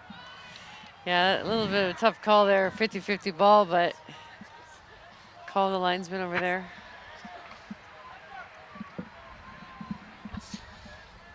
This is going to be a dangerous ball. Seattle's had some great services into the box. Yeah, all of their services have been driven. So if it gets a touch, it'll be a dangerous shot on goal. Here is the ball. Good defending. Ball put back in the mix.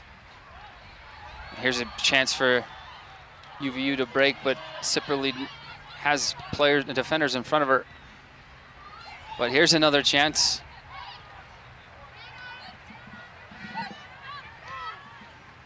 Sipperly coming back in the midfield to Cassandra. There's Jamie cutting a ball to Taylor Kirk. And the fans are not happy with this one. This is Cassandra Anderson on a slide tackle. She's whistled for a foul. Yeah, Countercroft for Seattle did a good job to break that play up. It was developing well there for the Wolverines. Looked like one pass away from breaking out for the Wolverines on the counterattack. Long ball. This should be Jessica Duffin's ball, and it is.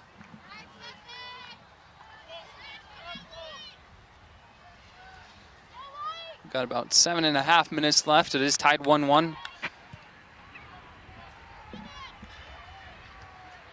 Both goals scored off of mistakes from the opposing back line.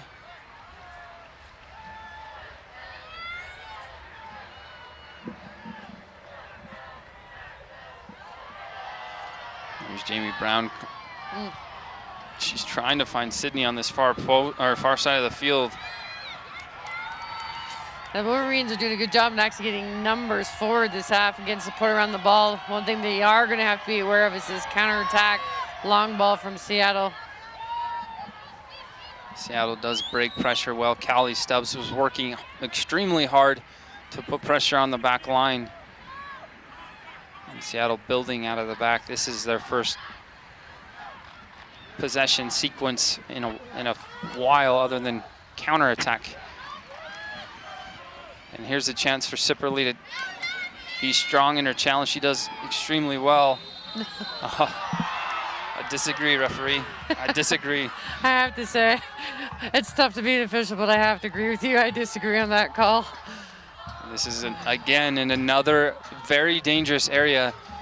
Summer Mason was going 1v1 against Sipperly. Sipperly, I thought, won the ball fairly in the challenge.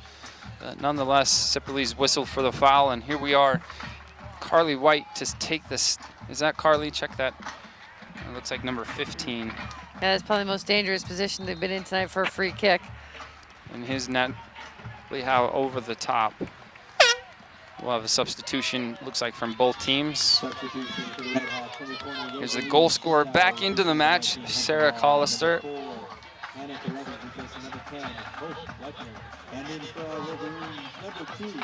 Looks like number 19, Hunter Marr, leaves the game, and number 10 leaves the game, Hope Fleckner for Seattle. Yeah, these are tough balls that Jessica's giving right now with her center mid, center backs. They're This is dangerous. Referee waves away any appeals for a penalty.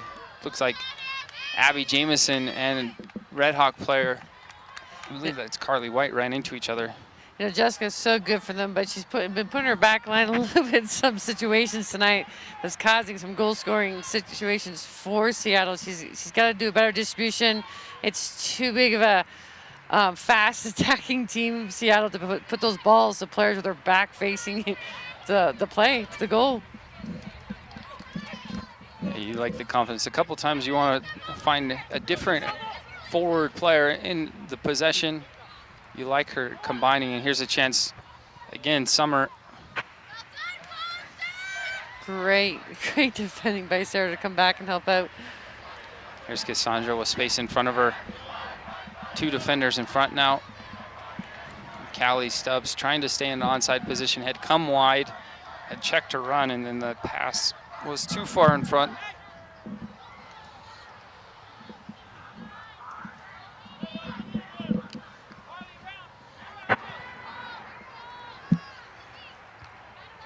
Libby does win a good job to win the first one. Seattle wins the second one through number 20, Rosalie Sitau. And here's Summer, left-footed cross, cut off by Sipperly, but falls right back to Summer. Cross in the box. Kelly Sui comes out. Yeah, good pick off by Kelly Sui there. And Sarah's going. This can go through. Here's Callie Stubbs. Can she, little toe poke through for her. Shot from the 18, right on frame. Brianna makes the save, very important save with 3 minutes remaining. Yeah, those two are good combinations, Sarah and Kelly Stubbs. Both, one taking 1v1, one that has a great strike. Kelly's been known to strike balls late in games and get big goals for them, so I'm sure they're looking towards her right now to finish this game. Ball played down the line. Furlong should deal with this. She's got pressure from, that's Julia. Julia keeps it in. Senior leader for the Red Hawks. foul whistled on Julia.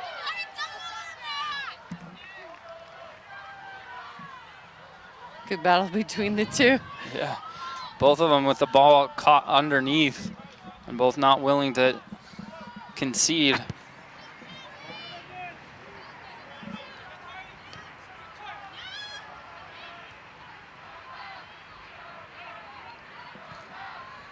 This ball played out to Abby, but it's, check that on the far side. Just goes awry.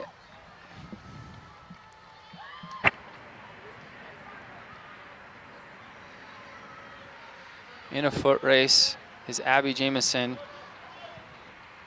She does well to play back to her center back Furlong, and she plays long to clear danger. Seattle holding the pressure in. Here's Jamie, little nutmeg, it looks like, to beat her defender.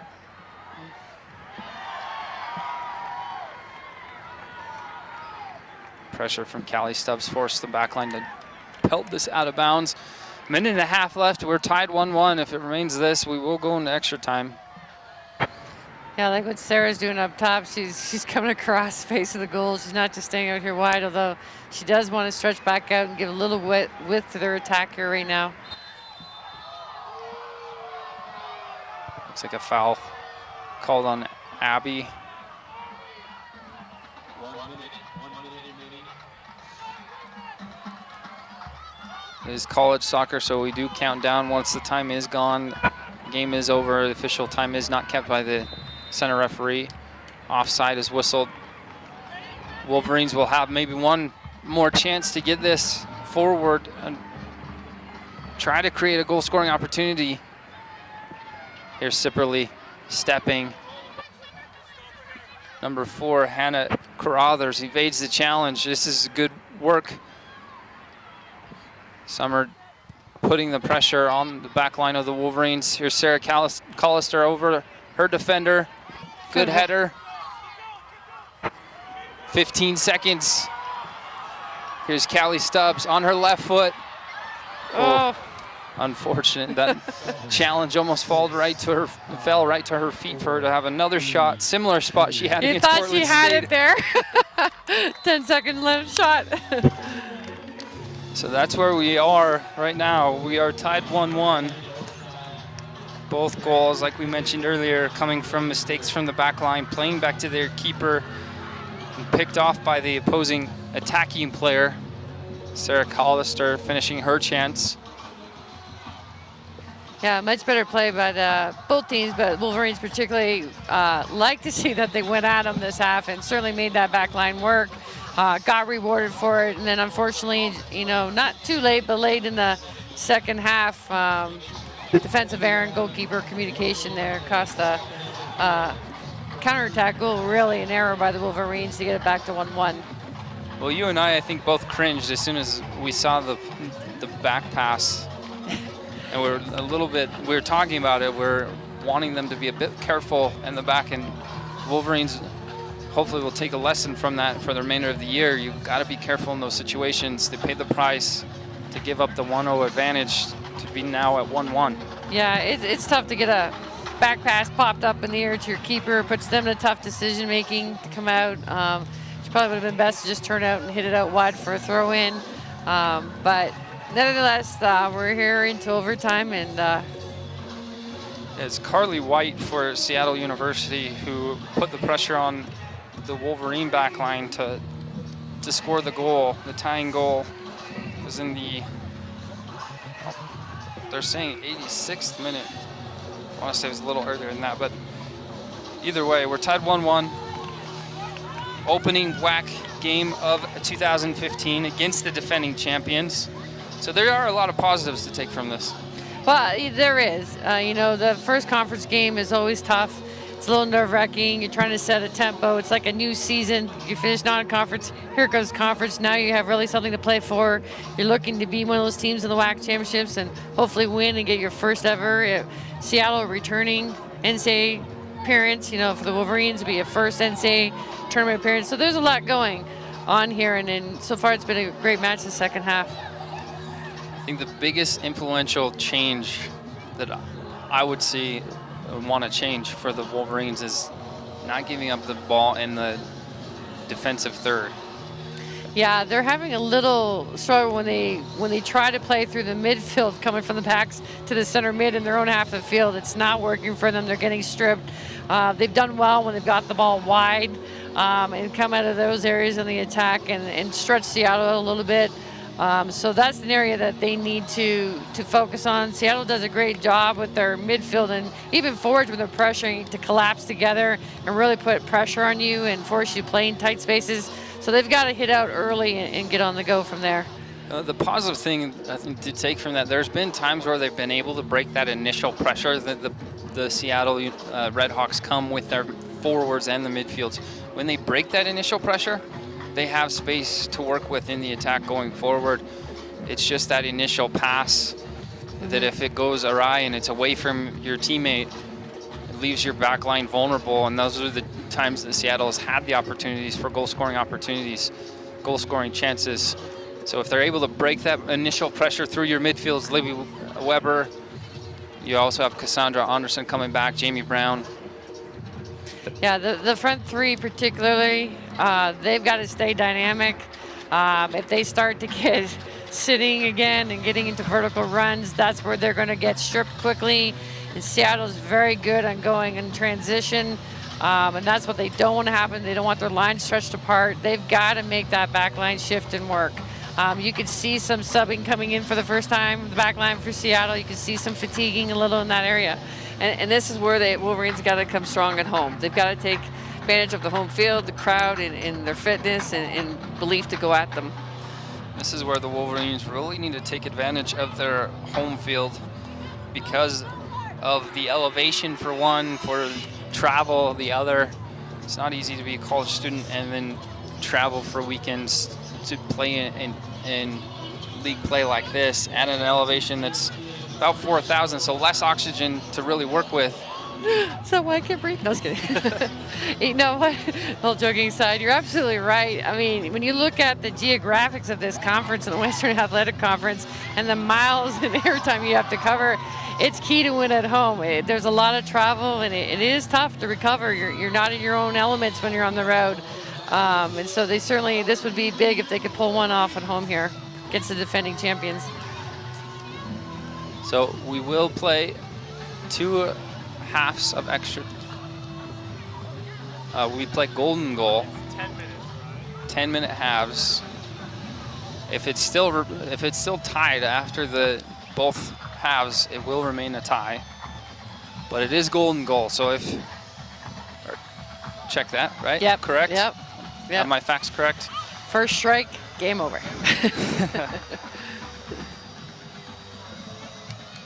But you're correct. If they stay tied after the 2 10-minute periods, it'll remain a tie.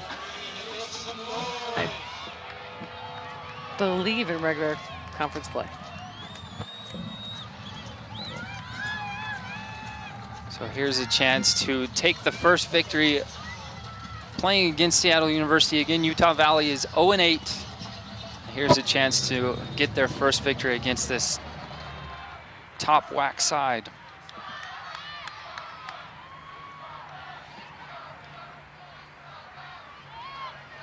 Cassandra trying to find the through ball on the right side. Good pressure. Oh, it's a bit soft. A little quick on the whistle there. It's good work from Brianna. She's coming to the match to work hard from behind the defender to toe poke it away. I don't think there was a foul there.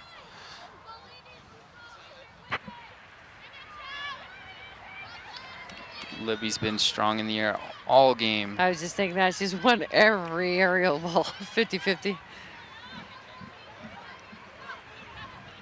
Taylor Kirk is on the left-hand side.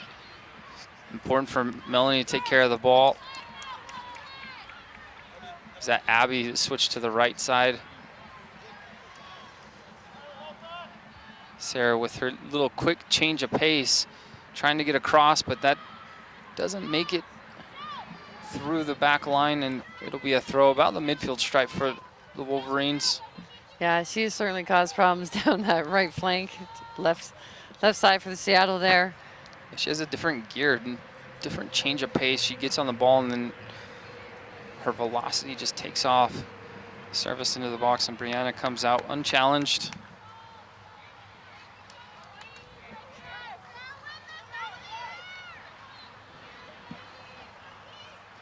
Brianna going long. And Libby again. The second ball falls to the Red Hawks. Jamie Brown breaking pressure. Here's Melanie Osler. Good entry ball to Brianna. Toe poke to Taylor Kirk. Good touch to the inside. Here's Cassandra on the overlapping run. Little bump off the defender. This will be a throw-in for Seattle.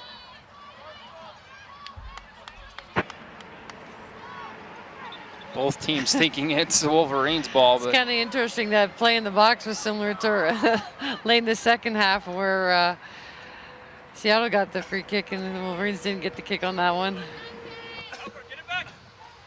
Good challenge from Brianna. This is dangerous. This is Summer, but Furlong being strong. Callie Sui. It's Lindley Brown back, freshman in the center back. Thank you for the correction. No, you're good. They look absolutely the same. Same build, same physique. Surprising, you know, she's been out all half, coming back in the critical overtime here, but she has been solid for them in the past games and does come in fresh in that center back area. Abby running through 2 challenges. Cassandra playing down the line. Sarah's with 1 defender to beat her, and she wins a corner for her efforts.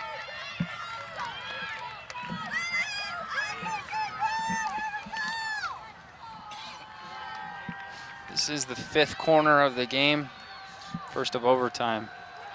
We saw a good chance come from Sipperly in the closing stages of the second half. Here's a cross right in the center of the box. Libby got her head on it. Well done from that Taylor Kirk coming back to win it. Cassandra tried to play Taylor. Oh, good break up there. Taylor strong in her challenge to win Julia. Here's Cassandra. Shot from about 30, 35 out, and she didn't really hit all of it. She's working so hard in there, getting back on defense, trying to get herself in the attack, trying to get her teammates in. Yeah, she's committing herself in those tackles. A couple times she's gone to the turf and loving those duels.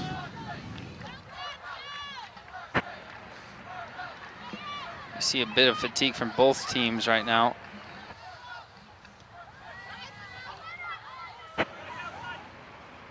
Oh.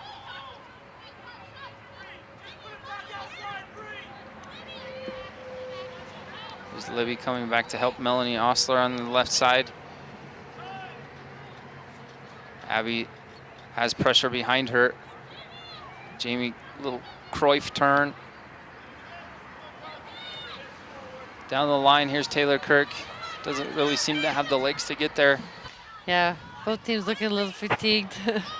Good pressure. Yeah, Brianna putting pressure to force the other Brianna into a bad clearance.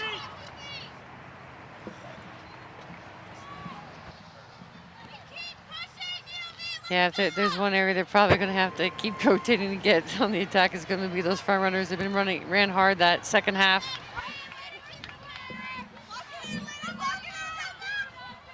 The level of intensity isn't as high as it was in the second half. There's Abby to track down Summer. Both of them have worked very hard throughout the match. Look at that change of pace from Summer. But Lindley Brown, the freshman, and that's no foul, no whistle here. Just a throw in for Seattle. Yeah, Lindley did a great job to come across. Abby did get a hard chase, but it was good to have her center back come across and give her some help there.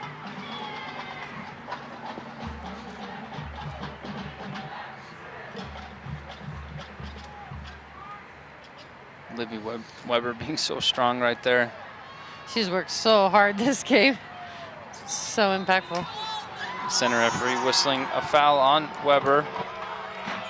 Orion Stratford.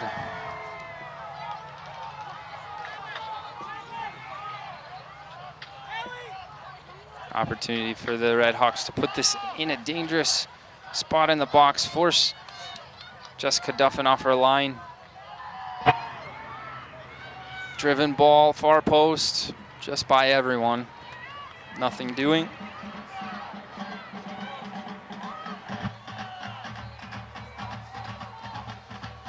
Yeah, that's where Jessica's got to give her back line some time to get up and get recovered here. She finds Melanie Osler on the left. Bouncing ball, hard for her to bring down, but she does well to fend off her defender. She finds Sarah Collister on the right side. And here we go the other way. Julia against Callie. Callie's doing a great job. She's got a handful with Julia from Seattle there. Julia checking back to Kiana Kraft. Good work from the Wolverines to provide 2 defenders. This is Brianna going with space in front of her. She got 1 defender on her right. She cuts to her right foot, takes a shot, and a deflection. This is the 6th corner. We have about 2 minutes left. We are tied 1-1. Goals by Sarah Collister and Carly White.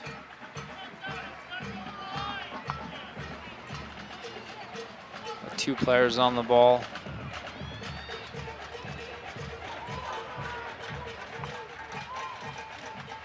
And they play it. What a great ball in. Far post. It bounced about the 6, right central of the box, and goes all the way through to the far side. Is that Cassandra? I think that was Jamie Brown that struck that. It was a great service into the box. Number 10, Hope Fleckner comes in for number 22, Kyla Danforth.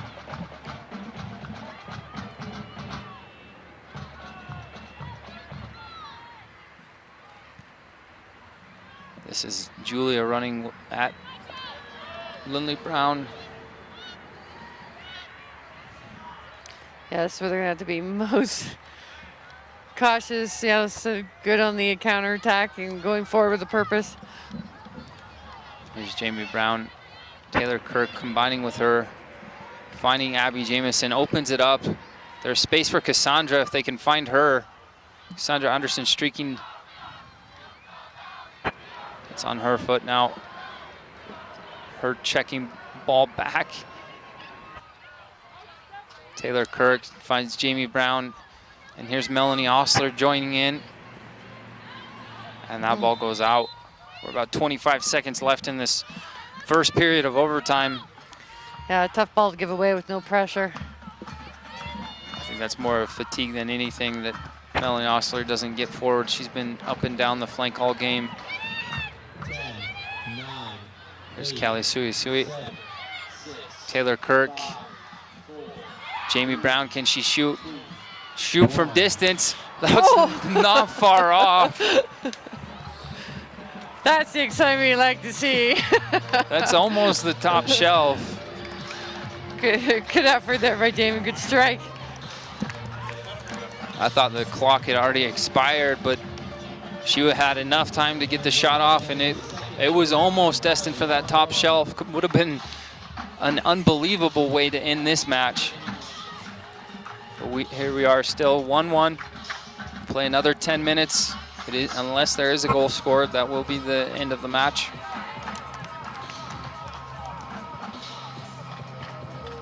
Yeah, it'll be interesting to see what adjustments both sides make with 10 minutes remaining in the match, as fatigue is starting to set in both teams. You know, certainly the Wolverines have the players, the numbers to rotate up in that attacking area. It'll be interesting to see if they bring some of those in. In Seattle, you know, their biggest looks is when they get that long ball in and over the top, and somewhat foot racing in there. If they can get the ball a little more possessing in that attacking area and get a strike on goal. Yeah, it'll be important for Jessica Duffin to be very commanding in her box in these closing 10 minutes. She's done a good job thus far. The one exception on ball played back to her, and she kind of got caught in no man's land, whether she comes out, whether she stays. We've seen Seattle play a lot of through balls, so to seal the 0 goal line to get the shutout, it's important for her to be very decisive in her box and commanding to her back line, giving them the direction to follow the runners. Summer being the most dangerous player in these closing stages of this game. Yeah, you know, that's just a tough position to play. You know, you're not seeing a lot of action for a while. In that one moment, you've got to come up and be so big, and you got to be sharp, keep yourself active, involved throughout the match. And talking, as you say, is a great way to do it. Just constantly communicating, keeping yourself engaged in the match as well. You have to be very agile and nimble. You can have seen 0 action for 44 minutes and a half, but that 45th minute, you better be able to leap out of the building, off of the field, I guess. I thought when you brought that up, you were making a poke at my lack of flexibility. Never, never. Again, my name's Sean Blymiller. I'm joined alongside Veronica O'Brien. We're here on the WAC Digital Network in the opening WAC game of the 2015 campaign here at Clyde Field at Utah Valley University. The Wolverines. Both teams playing for an opportunity beginning November to get into the WAC championships held at Cal State Bakersfield. I would love to go to Cal State Bakersfield in November or December. I would too, because it'll be a lot warmer there. It looks like Sheridan Fox is back in the lineup. Wolverines' leading goal scorer.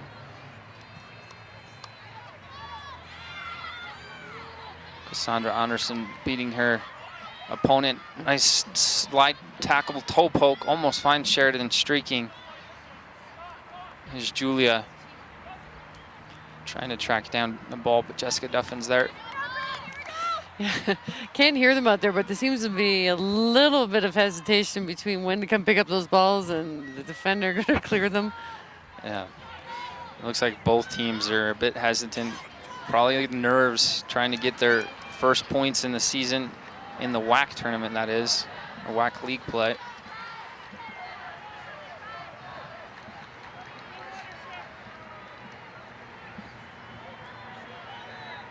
Abby Jamison, little behind the standing leg, closed V turn.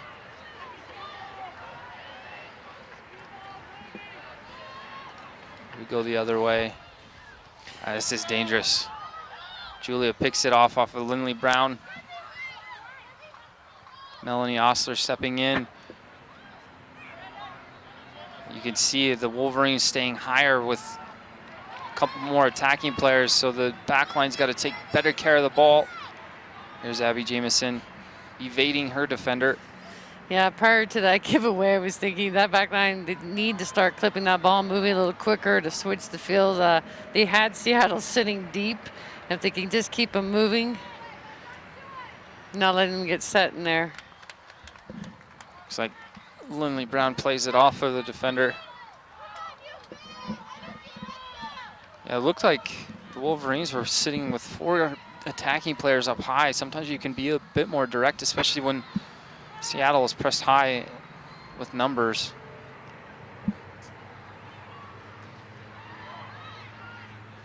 Here's Livy, who's been on the field longer than anyone else.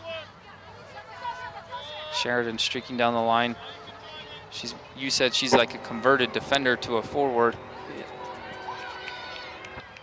1v1, she cuts a ball back.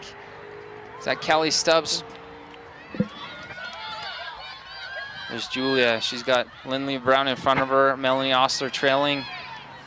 Well done from Lindley just to stand her up, Yeah. forcing her into a decision.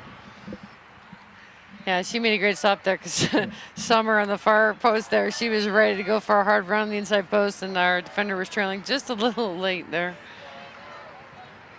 This is going to be a little bit too far for Sheridan Fox to get on the end. Carly White and Summer were joining on that far side, so it was good defending and good patience and cover from Lindley Brown. You've said she's a sophomore, but she shows a lot of knowledge and savviness in her defending tonight.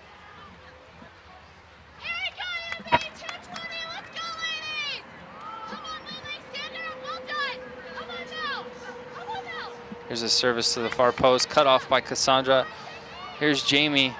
Callie Stubbs running behind the defense.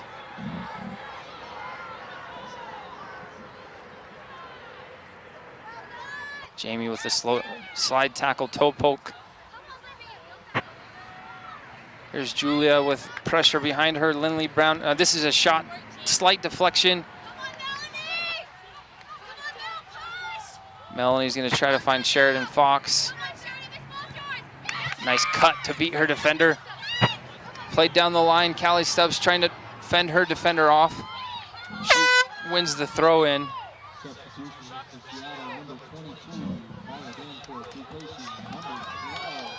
Taylor Kirk coming off for Tori Smith. Looks like number 22, Kyla Danforth, comes on for number 12, Summer Mason. She's run herself into the ground, I think. Yeah, she's done a lot of running.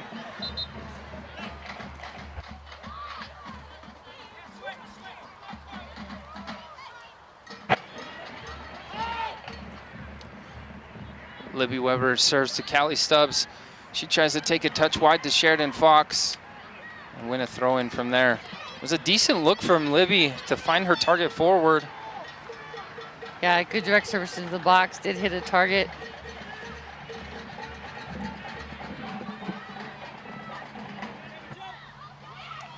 Sheridan using her frame well and being strong. Just over the top of Melanie. This is a chance to counterattack for the Redhawks, but well done from Callie Sui, making it very difficult for Julia to turn. Yeah, she did a great job to let her team get in and recover behind her. Julia really didn't have much options in the turn. Callie Sui just prevented her just to go directly back to her outside back, and she was covered. Tori coming in and being that energy boost that the Wolverines need. 4 minutes remaining.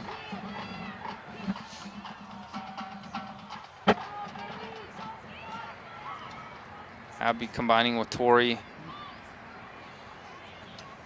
Sui touch backwards. Gotta be careful out of the back here. Abby Jamison doing the work needed. But ball one off of her. Jessica Duffin, it should be her ball, and she comes off her line to collect. Yeah, I'd like to see her come just make those decisions a little earlier. She's kind of waiting on her defense there, and she's got to be the commanding person. She's a great player. She's definitely deserving of a Defensive Player of the Year, but she's got to be a little more aggressive to come for those balls. Sheridan making up for her bad touch. And here's a foul. 3 minutes. Important to defend this. Tough call for the Wolverines with the Seattle players on the ground. But again, another dangerous play as Seattle's had some great services in the ball, but in the box, excuse me. Haven't converted yet, but definitely been dangerous.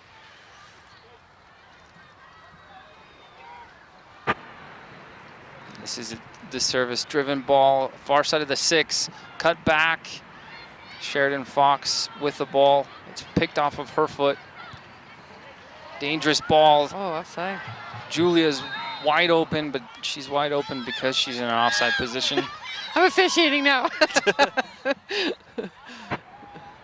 I wasn't sure if one of the outside backs kept her on, because she was all alone just to the right side of the penalty spot.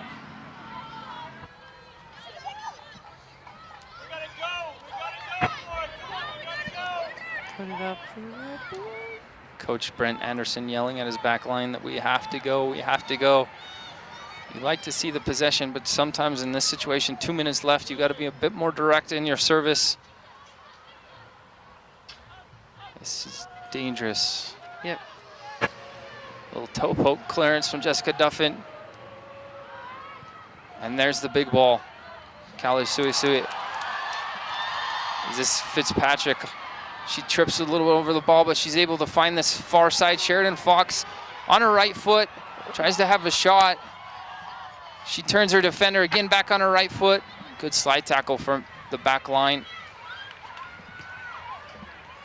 This is a throw in for the Wolverines. A couple times Emily Zimmer has had her good timing on her slide tackles.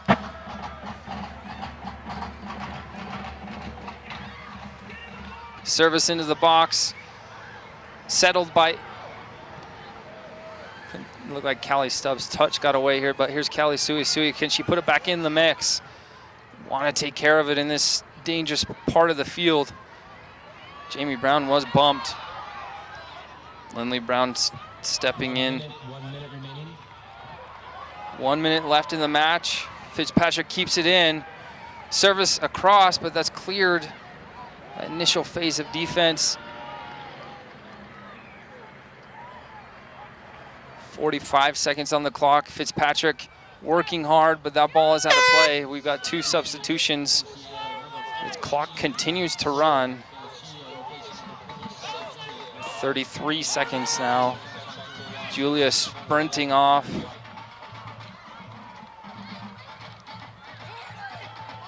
.25 now. This substitution is probably going to kill a lot of this clock.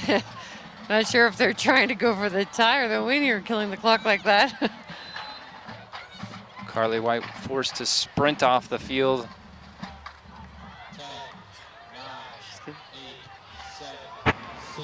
Just about 5 seconds left. Last chance just to have a last shot goal. Melanie Osler puts it in the box. Callie Stubbs was hoping to get on the end, and that is how we will finish. 1-1.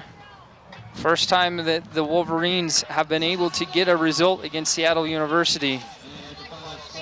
Yeah, you know, I think it was, they certainly didn't deserve to lose the match. So I think, you know, obviously they'd like to have that play back and a few of their goals, but they definitely came out and played a lot smarter and tougher in the second half. So probably for the first opening match for them, a good result. Yeah, I think from this, there's a lot of building blocks moving forward. Like we mentioned at the start of the broadcast, Seattle University is the defending WAC tournament champion and season champion. So to come and to get a result here at home at Clyde Field against the defending champion, you might have hoped for a victory because you had opportunities to get the victory, but nonetheless, it's still a positive result. Yeah, and credit to Seattle as well. I mean, it's not easy to play on the road, and they certainly did what they needed to do to at least get a point on the road, which is always critical. And now they can also get reset as they head home for some WAC matches. Well, Utah Valley will, I believe, face off against, we've got the schedule here. Make sure you join in. I think it's Missouri, Kansas City, Missouri. They face off next. Make sure you join that. Thanks for joining us here. Again, my name is Sean Blymiller, joined alongside Veronica O'Brien. And we appreciate the WAC Digital Network for letting us be involved in this broadcast. But we have goals scored by Carly White for Seattle University and also by Sarah Callister